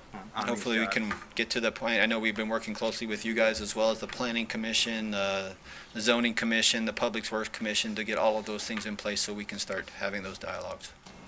Okay. Kind of wrap this up. Will you, as part of this abatement, provide an annual report, an update to the City Commission, highlighting your employment numbers, where you're at each year with employment, the composition of your employment, demographics, residency, as well as sharing, updates on the 3 Rs or any progress that you're making, steps you're taking to further that, as well as further exploration of non-animal alternative testing. So I would say for that last one, you can get it at any time on the USDA website, and that's probably the most appropriate place to get it, as it will be unbiased, unfiltered through us, and you will get the straight answer per se from the federal government. And with regard to the report on the employment. So part of that, I know we're working with the MEDC, in which we have to report our numbers, so I'm sure that will be available to you guys. Okay, so then Director Ekholm, you're going to be on top of that. Yep, we have our annualized employment report for our IFPs, and it's the same process as that. We're also providing it for the Department of Transportation and helping you guys facilitate the road grant. Okay. Excellent. Thank you. So any final questions for Mr. Woods? Thank you so much, Mr. Woods. Commissioner Emery? I have no questions, but I just want to say thank you for being here tonight. I appreciate your time. And thank you for investing in our city.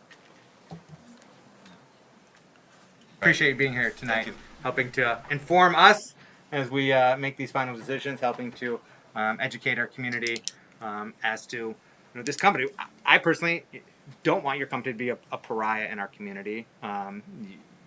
You are investing here to grow with Muskegon. Your roots were originally here in Muskegon. I'd like to see your company evolve. I'll be blunt. I'd like to see your company increasingly incorporate, as the technology and research allows, non-animal alternative testing models. But I do find what you do to have redeeming value. And as I said in January, yes, I would be proud to have a company in Muskegon that contributed to a cure for a debilitating and deadly disease. And I remain of that thought. I would like to see an evolution, but I remain of that thought. So, Director Ekholm, just so that, because I'm going back to the numbers here. We're looking at, for the duration of the 10 years, aside from the abatement, we're looking at approximately $4.5 to $5.7 million in income tax alone for the 10-year period. This is the assumption of that expansion. So that's quite a bit of money that is accumulating to the city of Muskegon alongside the abatement. Well, that's not the abatement. What we're abating. That is what the city, you anticipate the city collecting as part of income tax revenue. According to our income tax projections, yep. Okay. Over a 10-year period, as you said. That's a significant amount of money. And not only do I, like I said, find redeeming value in the company and the research that they conduct, but I'm hard pressed, as mayor, as an elected representative of the city, and having a responsibility, a fiduciary responsibility to this city and its citizens to pass up this opportunity. Particularly, that kind of money. That kind of money is what can support services for our community. Considerable, or alternatively, lower the tax bill. Yeah, it can go either way. But we still need to restore some services and programming that were lost in past years due to budget constraints. And so I would like to improve the level of service that we're providing to our community and that quality of life. And so I see that revenue is helping to do so.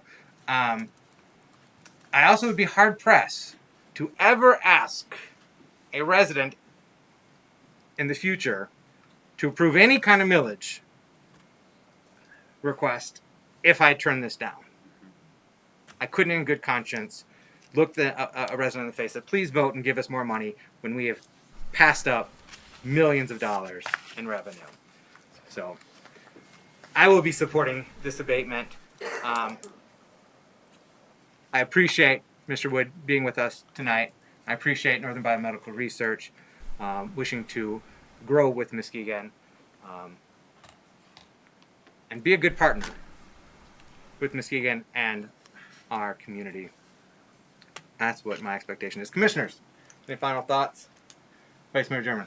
Yes, Director Eckham. Okay, we looked at the 4.5 to 5.7 million dollars. That's over the 10-year span of that's income tax. Okay. Now, when property tax, are we looking at a year? What are we looking at? During the abatement or after the abatement? During the abatement. During the abatement, there will be what's a commercial facilities tax assessment that is party to that state statute. So they'll close on the property, which will create a tax assessment, and then the first full tax year would look at that property-only assessment and come up with a CFTA, is what it's called through the Act. So it'll be a nominal amount. It will be very low. And then at the end of that 10 years, that's when the full freight tax, real property taxes for us and all other taxing jurisdictions would take place on their new facility. Right. So during the abatement, the process would be a small amount. Yeah, nominal to the point where the income tax is really what we are focused on. Okay. Yeah. Probably a matter of like hundreds of dollars is my guess. Yeah. Okay. I know when companies come here, they look for deals and incentives and stuff like that. And I talked to you about possibly 5 years. What would be the benefit to this company on a 5-year abatement? Well, the challenge with doing anything less than the maximum here is twofold. One is the City Commission in 2020 tasked city staff with coming up with a set of policies and a scoring system to take subjectivity out of the tax abatement process. And this company, per that policy, is eligible for the full abatement regardless of other resources available. Now, that being said, there are MEDC dollars to the tune of $750,000 in job retention funds available to the company in the event that the local unit of government passes the maximum statutory abatement. I have here, and this was sent along to the commission at the previous meetings, the preliminary offer letter from the Michigan Economic Development Corporation. And on the second page, it clearly states property tax assessment abatement, PA 210, real property, 10 years.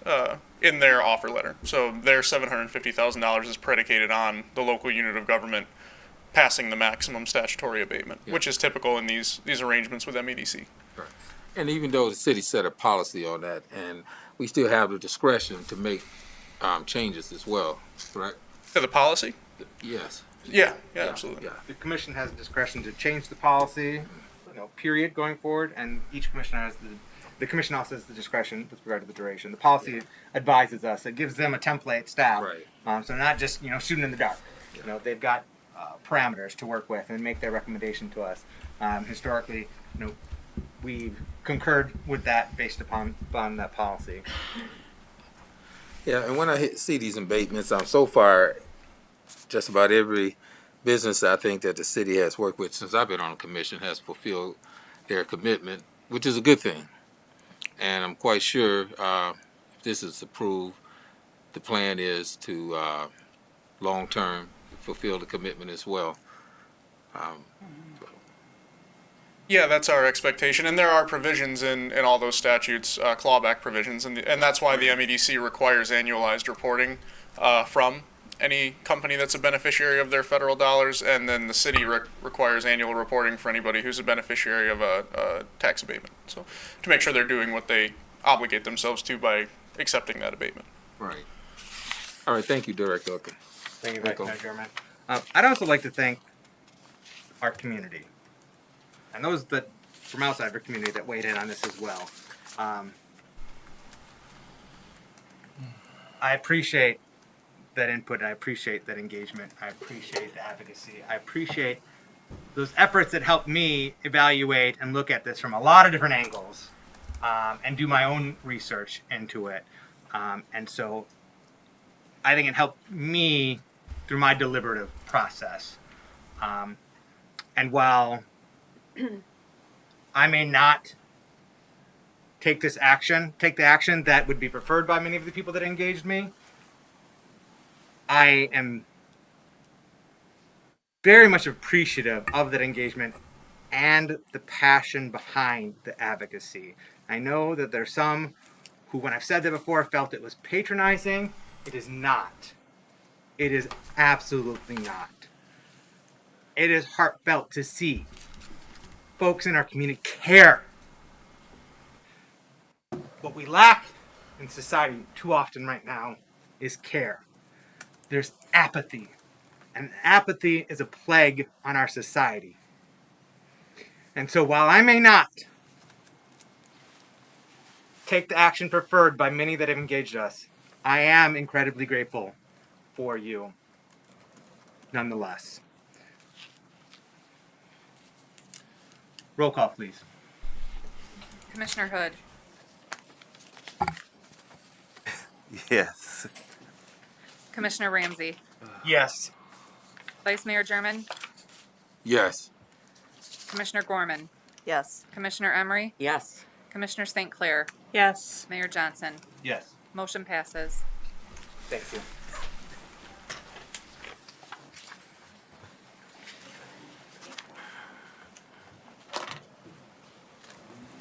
Next up, we have unfinished business.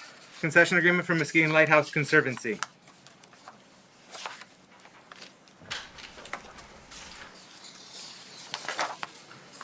We got a motion, Commission? Yeah. Oh, sorry. Yeah.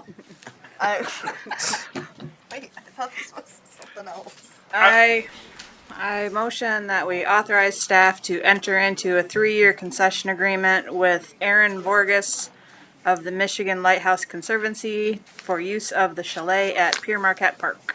Support. All right. We have a motion by Commissioner St. Clair, supported by, I believe that was Commissioner Emery, to authorize staff to enter a 3-year concession agreement with Aaron Borges of the Michigan Lighthouse Conservancy for use of the chalet at Pier Marquette Park. So this was before us before. Do you have any follow-up questions or input on this item? And perhaps you can just update us on where we're at with this now that it's returned to us. I guess I would just say if the motion is approved as read, we would then work with Aaron and the Lighthouse Conservancy to work through that newly approved fee waiver policy. I would suspect that they would receive a full fee waiver for their 3-year term. So. All right, excellent. Thank you, Director Evans. Yep. Any questions or comments, commissioners? Nope. All right, roll call, please. Commissioner Ramsey, Yes. Vice Mayor German, Yes. Commissioner Gorman, Yes. Commissioner Emery, Yes. Commissioner St. Clair, Yes. Mayor Johnson, Yes. Commissioner Hood. Yes. Motion passes. Next up, new business, Housing Board of Appeals demolitions, 872 Forest. Do we have anyone here for 872 Forest to speak? No? All right. Can we get the staff report? Captain Rush, are you leading out, or is Safe Bill?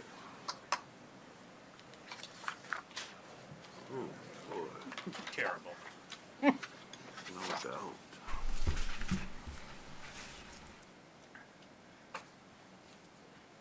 Good evening, panel. Good evening. We're here to discuss this evening in regards to 872 East Forest Avenue, which was a fire residence.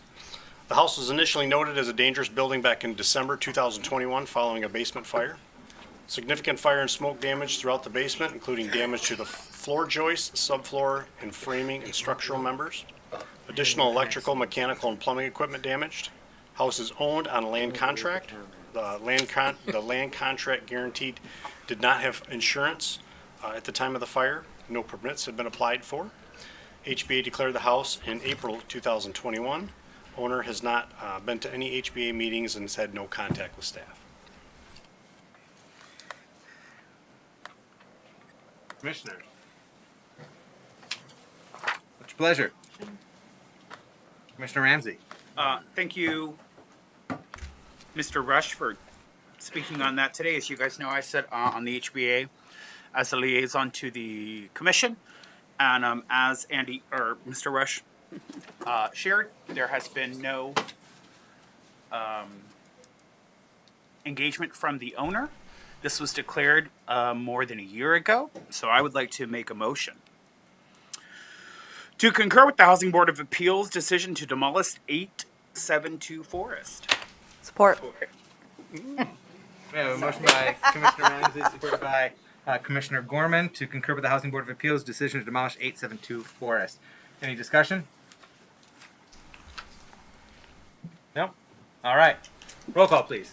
Vice Mayor German. Yes. Commissioner Gorman. Yes. Commissioner Emery. Yes. Commissioner St. Clair. Yes. Mayor Johnson. Yes. Commissioner Hood. Yes. Commissioner Ramsey. Yes. Motion passes. Thank you. Next up under new business, we have the amendment to Neighborhood Enterprise Zone Certificate for 292 West Western. This is the second part of what we heard earlier with regard to the Leonard development. Yes, this is just a second piece for this project. There's actually a typo on the cover sheet there. It'll be floors 3 through 6, not 2 through 6. That will be residential.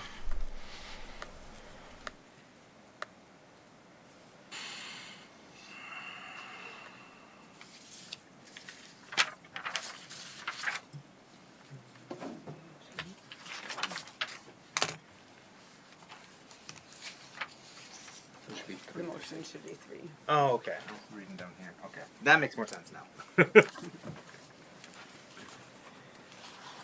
All right. So then we didn't get a motion, did we? No. Do you want? Okay, that's what I thought. All right. I move to approve the amendment to the Neighborhood Enterprise Zone Certificate at 292 Western. Yeah, right. Western. Thank you. Avenue to include the new second floor units for a total of 24 units on floors 2 through 6. 3 through 6. 3 through 6. Oh, 3 through 6. Support. All right. We have a motion by Commissioner Gorman, supported by Commissioner Ramsey, to approve the amendment to the NAZ certificate at 292 West Western Avenue to include the third floor units for a total of 24 units on floors 3 through 6. All right. Commissioners, any questions? Any comments? All right, roll call, please. Commissioner Gorman. Yes. Commissioner Emery. Yes. Commissioner St. Clair. Yes. Mayor Johnson. Yes. Commissioner Hood. Yes. Commissioner Ramsey. Yes. Vice Mayor German. Yes. Motion passes. All right, now we're up to any other business. So, I meant to talk to you. So, we're going to have Consul General Shido from the Japanese Detroit Consul joining us on June 10th.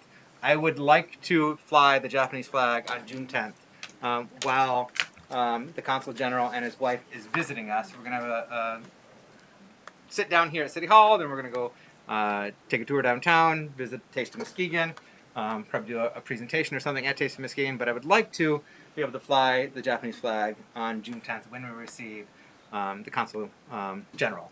And by the way, we do still, even though we don't have the committee active, we still have a sister city relationship with Omoto, Japan, nonetheless. So if anybody on here wants to get involved with reprising that committee, let me know. Or anyone at home, I think that would be the best gift to be able to give the Consul General, to say, hey, we are reactivating our local committee to maintain that sister city relationship between Muskegon, Michigan and Omoto, Japan. Oh, that's pretty cool. Does it involve a trip to Japan? Yeah, you can come with us, Michael. They did. I remember in high school I'm in. there was a delegation that took a trip to Japan. I'm in. Can I? I think that's a great idea, Mr. Mayor. Do you need a motion? Just like I'm in support of that. I just want to mention that day is the rescheduled Unity Breakfast Day. So if there's opportunity to make a visit happen, if we can make it outside of that event. It's going to. They're coming.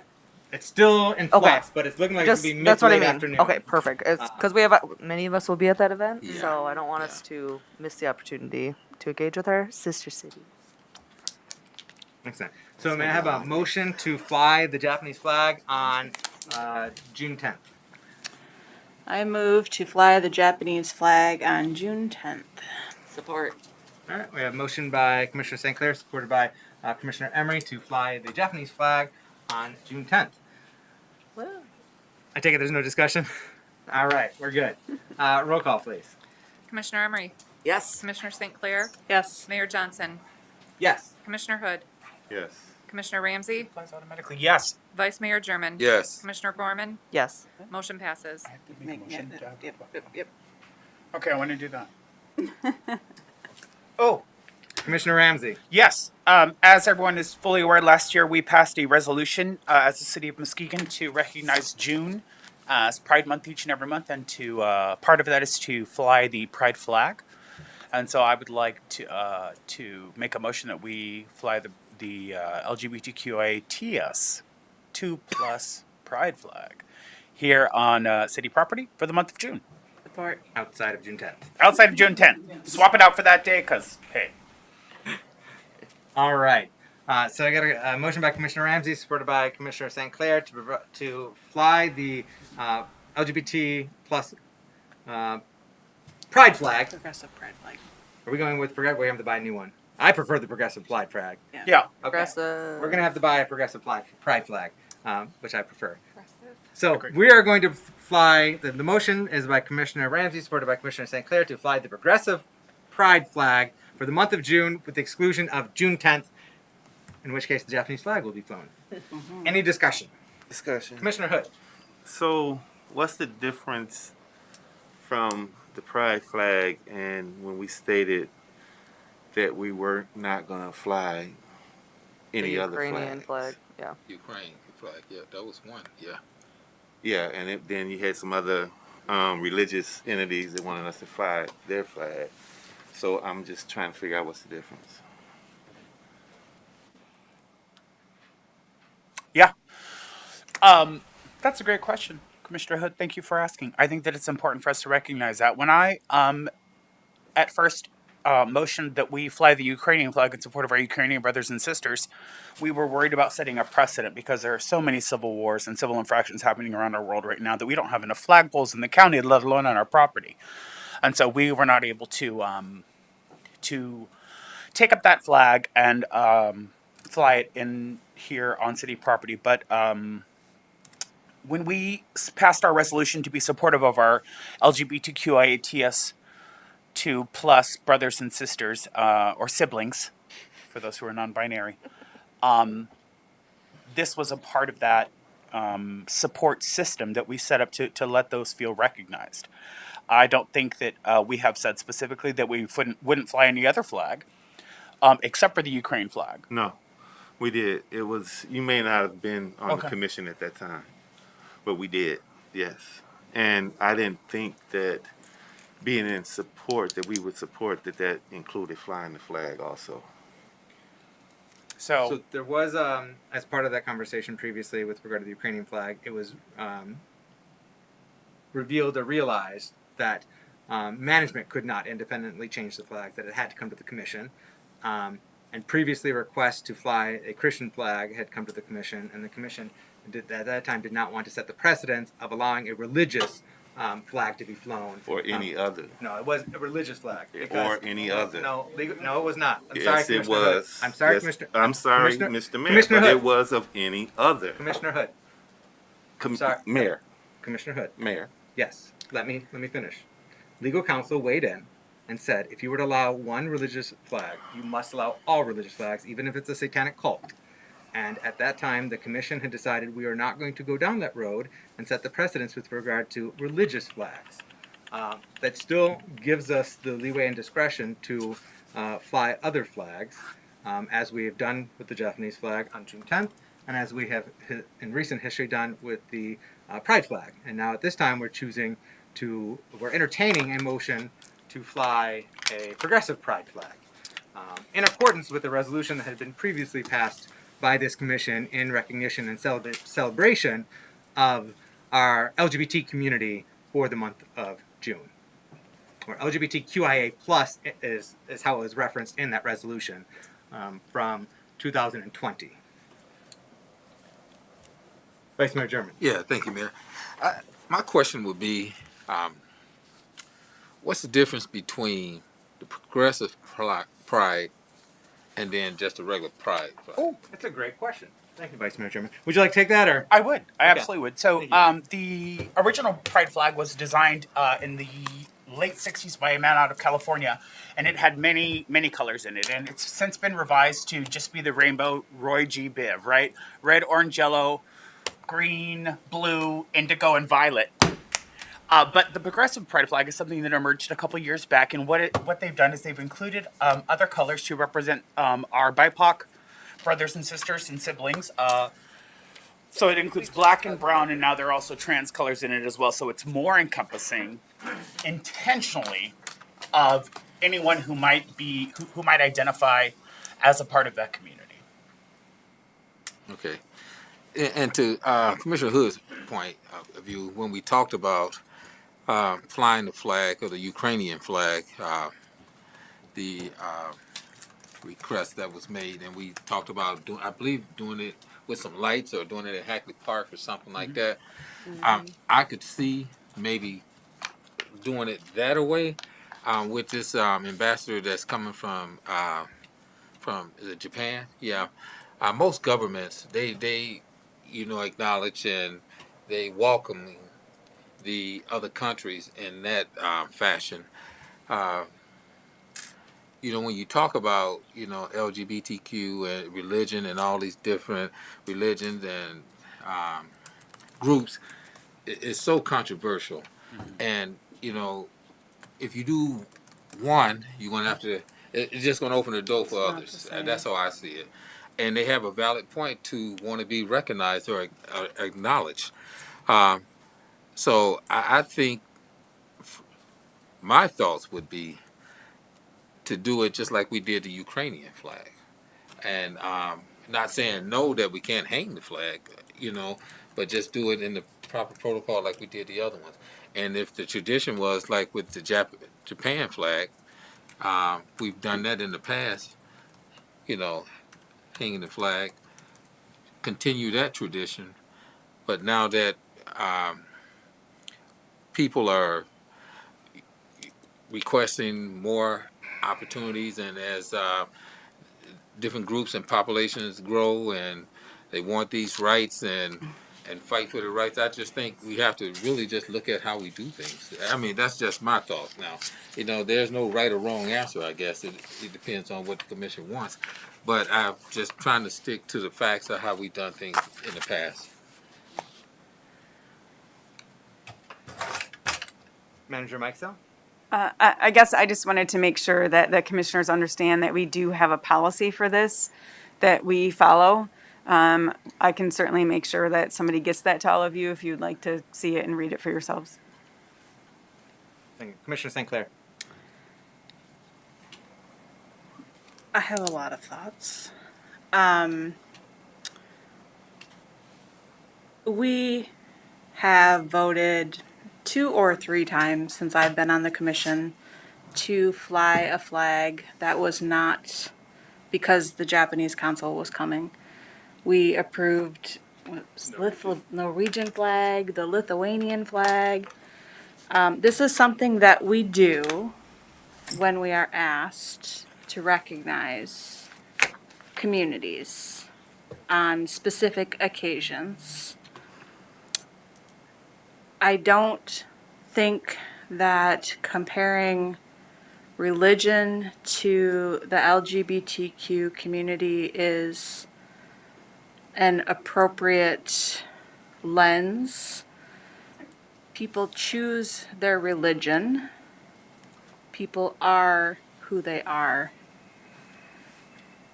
It's not apples to apples at all to say that it could be any religion that could come and ask, and they can come and ask and we can say no.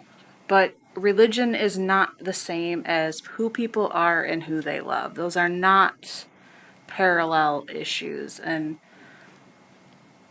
I think that we can really get very far into the weeds on this if we start looking at this through a religious lens. This is not about religion. This is about people and who they are. Well said, Commissioner St. Clair. Thank you. I mean, I can dig that, but what they got to do with raising a flag at City Hall?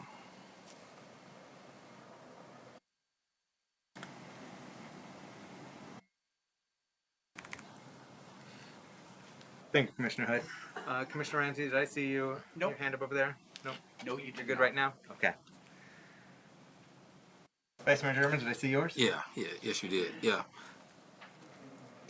You know, something so simple can be so touchy, depending on how you view things. I view people as people, whether what ethnic group you are, what sexual orientation you are, what religion you affiliate with, what gender. It doesn't matter. I'm going to welcome everybody and treat them up with the utmost respect.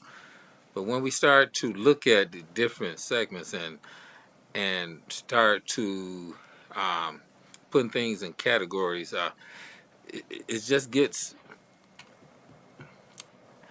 I would say, disturbing to me sometimes, because to Commissioner St. Clair's point, I can see your logic where you say people are people, and that's true. And the same thing, whatever sexual orientation you feel affiliate with, it's still people. I'm not going to treat anyone no different. But I think when we start to break down these different groups, that's where the division comes. And I'm not trying to create any division. Holistically, I would like to see everyone, served, and those who feel that they're not to feel welcome. With the flag issue of flying, as Commissioner Ramsey explained, the progressive flag, progressive pride flag, I should say. Let me get that correct.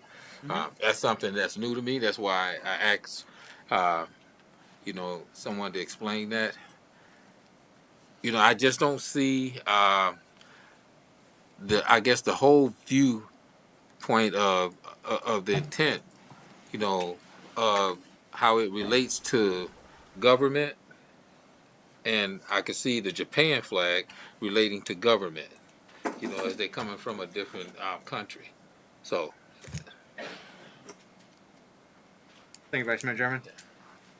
Any other comments or questions before we go to vote? I have a question. Commissioner Barber. Can we not fly two flags at the same time? We know not, because Okay. we've got the U.S. flag, the Michigan flag, and the city flag. It would be, you generally don't fly two flags in one pole, particularly another government's. It'd be disrespectful. But I just want I guess you clarification. Yeah. maybe 2 community flags in one pole, but even then you're getting to the question of like, are you respecting one over another? And so generally, no, we do not put 2 flags on one pole. Okay. Thank you. Any final comments or questions? Nope. All right. Roll call, please. Commissioner St. Clair. Yes. Mayor Johnson. Yes. Commissioner Hood. No. Commissioner Ramsey. Yes. Commissioner German. Sorry, Vice Mayor German. No. Commissioner Gorman. Yes. Commissioner Emery. Yes. Motion passes. Thank you. All right. Before we go to public comment, just want to share that this week we have the Great Lakes Area of Concern conference happening in our beautiful city of Muskegon, and they're kicking off. They had some festivities tonight, but they're kicking off the actual conference tomorrow morning and going through Thursday. It's as part of that conference, we also have the EPA here in town to celebrate our city's completion, or our communities. It's not just the city of Muskegon, but the greater Muskegon community's completion of all management actions, which sets us up for a delisting of Muskegon Lake from the Great Lakes Area of Concern. So this is a monumental moment in our history. You know, having experience and with the Muskegon Lake and its tributaries over the past decades to century, where Muskegon Lake was exploited and used and abused and polluted, back for a number of years, the lake was promoted as a industry to come here and pollute, and so there's been a huge, concerted, collaborative effort by citizens here, local government, state government, federal government, individuals and organizations across that spectrum that have been working diligently over the past several decades and spending tens of millions of dollars, if not over $100 million altogether, on the cleanup, remediation, and restoration of Muskegon Lake. And so it is phenomenal that we are at the precipice of delisting. And so I just wanted to share that with you all, that that's happening this week. It's exciting. It is truly exciting. And now we have a special responsibility as a commission and as a community to safeguard that progress that has been made towards the cleanup and restoration of Muskegon Lake. And not only safeguard it, but ensure that our community has equitable access to and benefit from Muskegon Lake. So, thank you. With regard to that, now we have some general public comment. Gentlemen, you've been very patient. I believe you are Leonard Jones? Yes. Welcome. Joining us from the Lakeside neighborhood? Yes, sir. All right. Now, who represents me? Miss Emery, is it? Commissioner Emery is your Ward 4 representative, and then Commissioner St. Clair and Commissioner German are our at-large commissioners, so they represent you, and then as mayor represents you. So the thing that I like about our system, where 4 wards and 2 at-large and the mayor, is that every single resident in the city of Muskegon has 4 direct representatives of them, and 4 is the magic number on the commission. Okay, that's great. I did run for drain commissioner in 2010 for the county. I received about 700 votes. I'm so grateful to the Lakeside community. I received quite a few. But my complaint is a harmless complaint, but I'm 66 years old. I've been living at my address on Lincoln Street for the past 35 years. I raised my children there.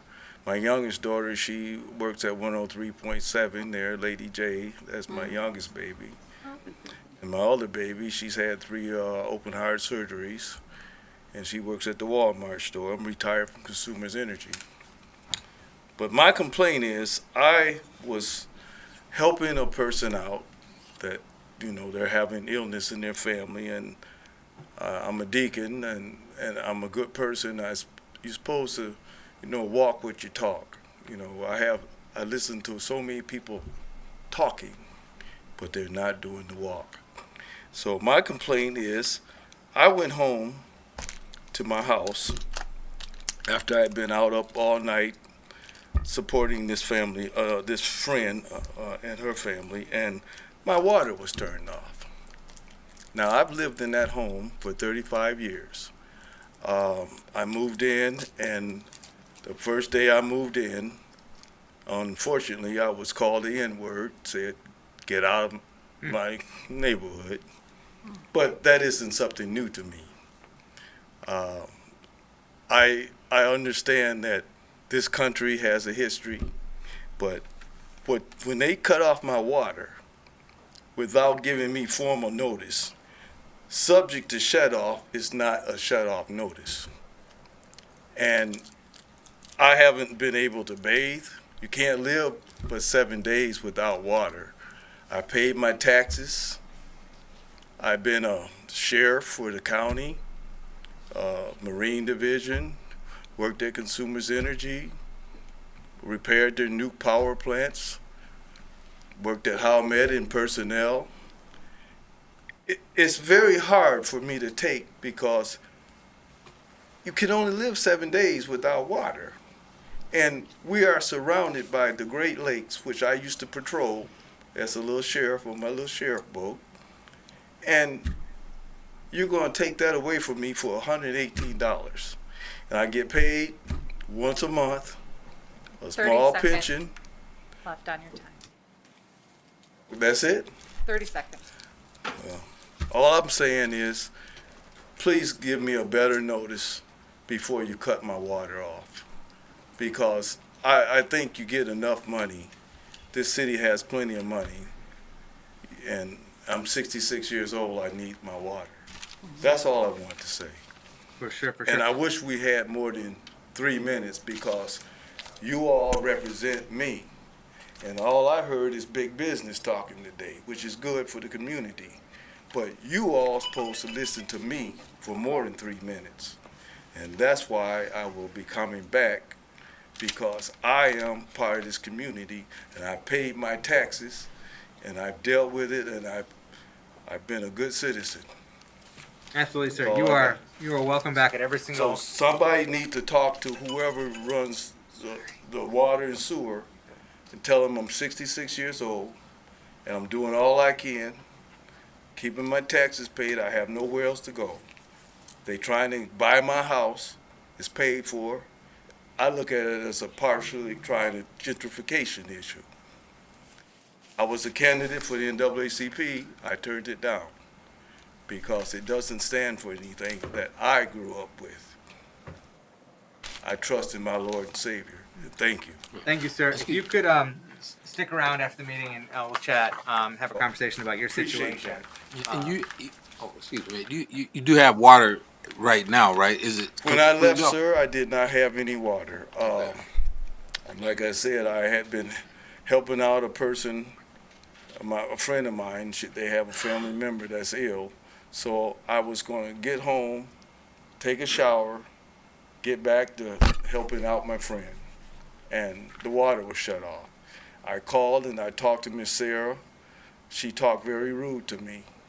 And the other issue I had was up there, but I don't know if I get 3 minutes, but I have another issue that I want to speak to also. It concerns our police. And I am for the police because I'm sworn in this county. But you have to understand, there is a problem with this. And we can sit up and talk about these big issues and all these other issues, but until we as Americans and God-driven people start looking at what we really need to talk about, you're not going to get people like me coming to these meetings. And you need people like myself coming, because we're supposed to have a voice. And I think, once again, Thank you. Yep, I'll talk to you after the meeting there as well. Thank you. Yeah. Thank you, Mr. Jones. All right, we have Retha Hoskin. Now, she dropped that off almost a week ago. Oh.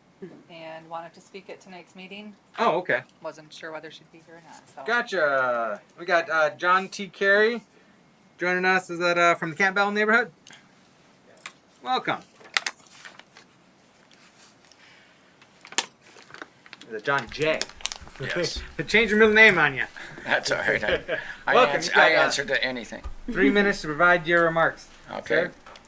My purpose for speaking here today is the current and continued operation of Mercy Health Arena. No one alive has spent more time in that building than me, from the first hockey game played there in 1960 through my working with the Zephyrs, the Mohawks, the Lumberjacks, as well as running the skate shop and working in the box office, among other positions. My concern is that the arena will be there in the coming years for my grandchildren and future generations to enjoy. As operating expenses approach $1 million annually, I worry that city leaders or taxpayers will say enough and cease to fund the growing cost. This worry can be mitigated with proper management and supervision. This would entail the search for and hiring of a proven leader with a resume that supports the ability to operate $1 million facility. Of the last 3 arena managers, none possess the knowledge and skills necessary to make this business, if not profitable, at least bring the expenses in line with the city budget. City leaders commissioned and paid for an in-depth study into how to properly staff and manage the facility. Then, when previous city leadership decided hiring a qualified person would infringe on their power to control their unfettered personal use of the building, they cast the study and its recommendations aside, putting the future health of the facility in jeopardy. I'll close by saying that for a city trying to grow its tax base to accomplish more of its goals, tolerating the mismanagement of the arena to the tune of nearly $1 million yearly seems disingenuous. I have additional information that I will drop off with Ann, and if she would give you guys each a packet. My contact information is on there, and I'm willing to adapt my schedule to match whatever you guys can free up a few minutes to discuss it. So I appreciate it. Thank you very much. Thank you, Mr. Carey. Appreciate you being with us tonight. Is Mr. Howeisen still here? Oh, you're behind the column. Didn't see you back there. Welcome back, Michael. Joining us from the Oakview neighborhood. You've got 3 minutes to provide your remarks. Michael Howeisen again. Okay, as some of you know, I'm running for office, and I've received a whole boatload of phone calls from people in North Muskegon wanting to know what this city is doing with Shoreline Drive. They're highly unimpressed. Too many of them travel that route daily to get to work at a shop. Bless you. Bless you. Thank you. And whatever. And they think that we're being foolish by even considering closing that down. Well, not closing it down, but narrowing it down. Just wanted to pass that along from the folks in North Muskegon. And then now to my moment. If I heard properly earlier in this commission meeting that we would just as soon see factories and foundries leave, then I have to pick up a phrase from a very great writer. You've forgotten the faces of your father. This state, this city, this county was built on industry. Started out with the logging industry and it just continued on and on and on. If you're going to send all industry out, which I've heard Frank Peterson say before, that he didn't like industry, that it's a dead thing, that's wrong. Our students coming out of school are not every one of them going to go to college, not everyone is going to be able to go to a trade school. They got to have jobs. You need to be bringing in big and small industry back to this state, and just particularly, I want them to come to Muskegon. I want Muskegon to grow, but I want them to have the jobs. My 2 cents. Thank you, Mr. Howeisen. Would you welcome a response from me? Absolutely. So I'm just sharing my thoughts, speaking only for myself. I absolutely believe that manufacturing and industry has a role to play in Muskegon. It has been an important contributor to our economy for many, many decades.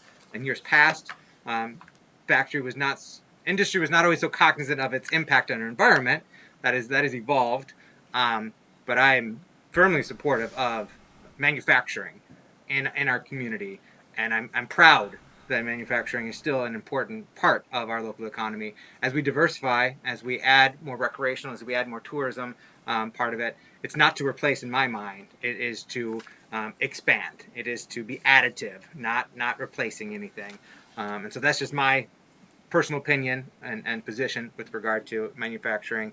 And certainly we've supported the development and expansion of manufacturing in Muskegon. The Commission over the years has supported industrial facilities tax exemptions to accommodate the establishment and expansion of industrial operations here in Muskegon. And we've got a number of different industrial parks to also accommodate that. So yes, that is a very important plank or component of having a broadly diversified and more resilient economy. Because that's one of the problems we had, over the years, where we had these booms and bust cycles because we were too reliant on one particular industry. Yeah, we did. Yeah, and so Shame on us. diversifying is so important.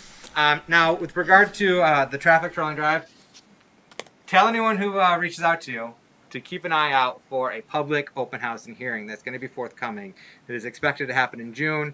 There will be an opportunity for the public, whether they are Muskegon residents, City of Muskegon residents, or residents in our outlying greater Muskegon area, an opportunity to learn more about the engineering firm that we have hired and the study that they've crafted and how they would implement it, so they can not only learn but ask questions and potentially even tweak or help inform tweaking of the study. But there's another opportunity to learn more and engage with that. So We'll take 2 minutes after for me to. no, we can chat more after for sure. For sure. And the father thing was from Stephen King. Thank you, Mr. Howisen. All right, I believe that's it. Unless anyone else from the audience wishes to speak. No. All right. Then, commissioners, I would entertain a motion to adjourn. So move. All right, we have a motion by Vice Mayor German, supported by Commissioner St. Clair to adjourn. All in favor, please indicate by saying aye. Aye. All opposed, same sign. We are adjourned.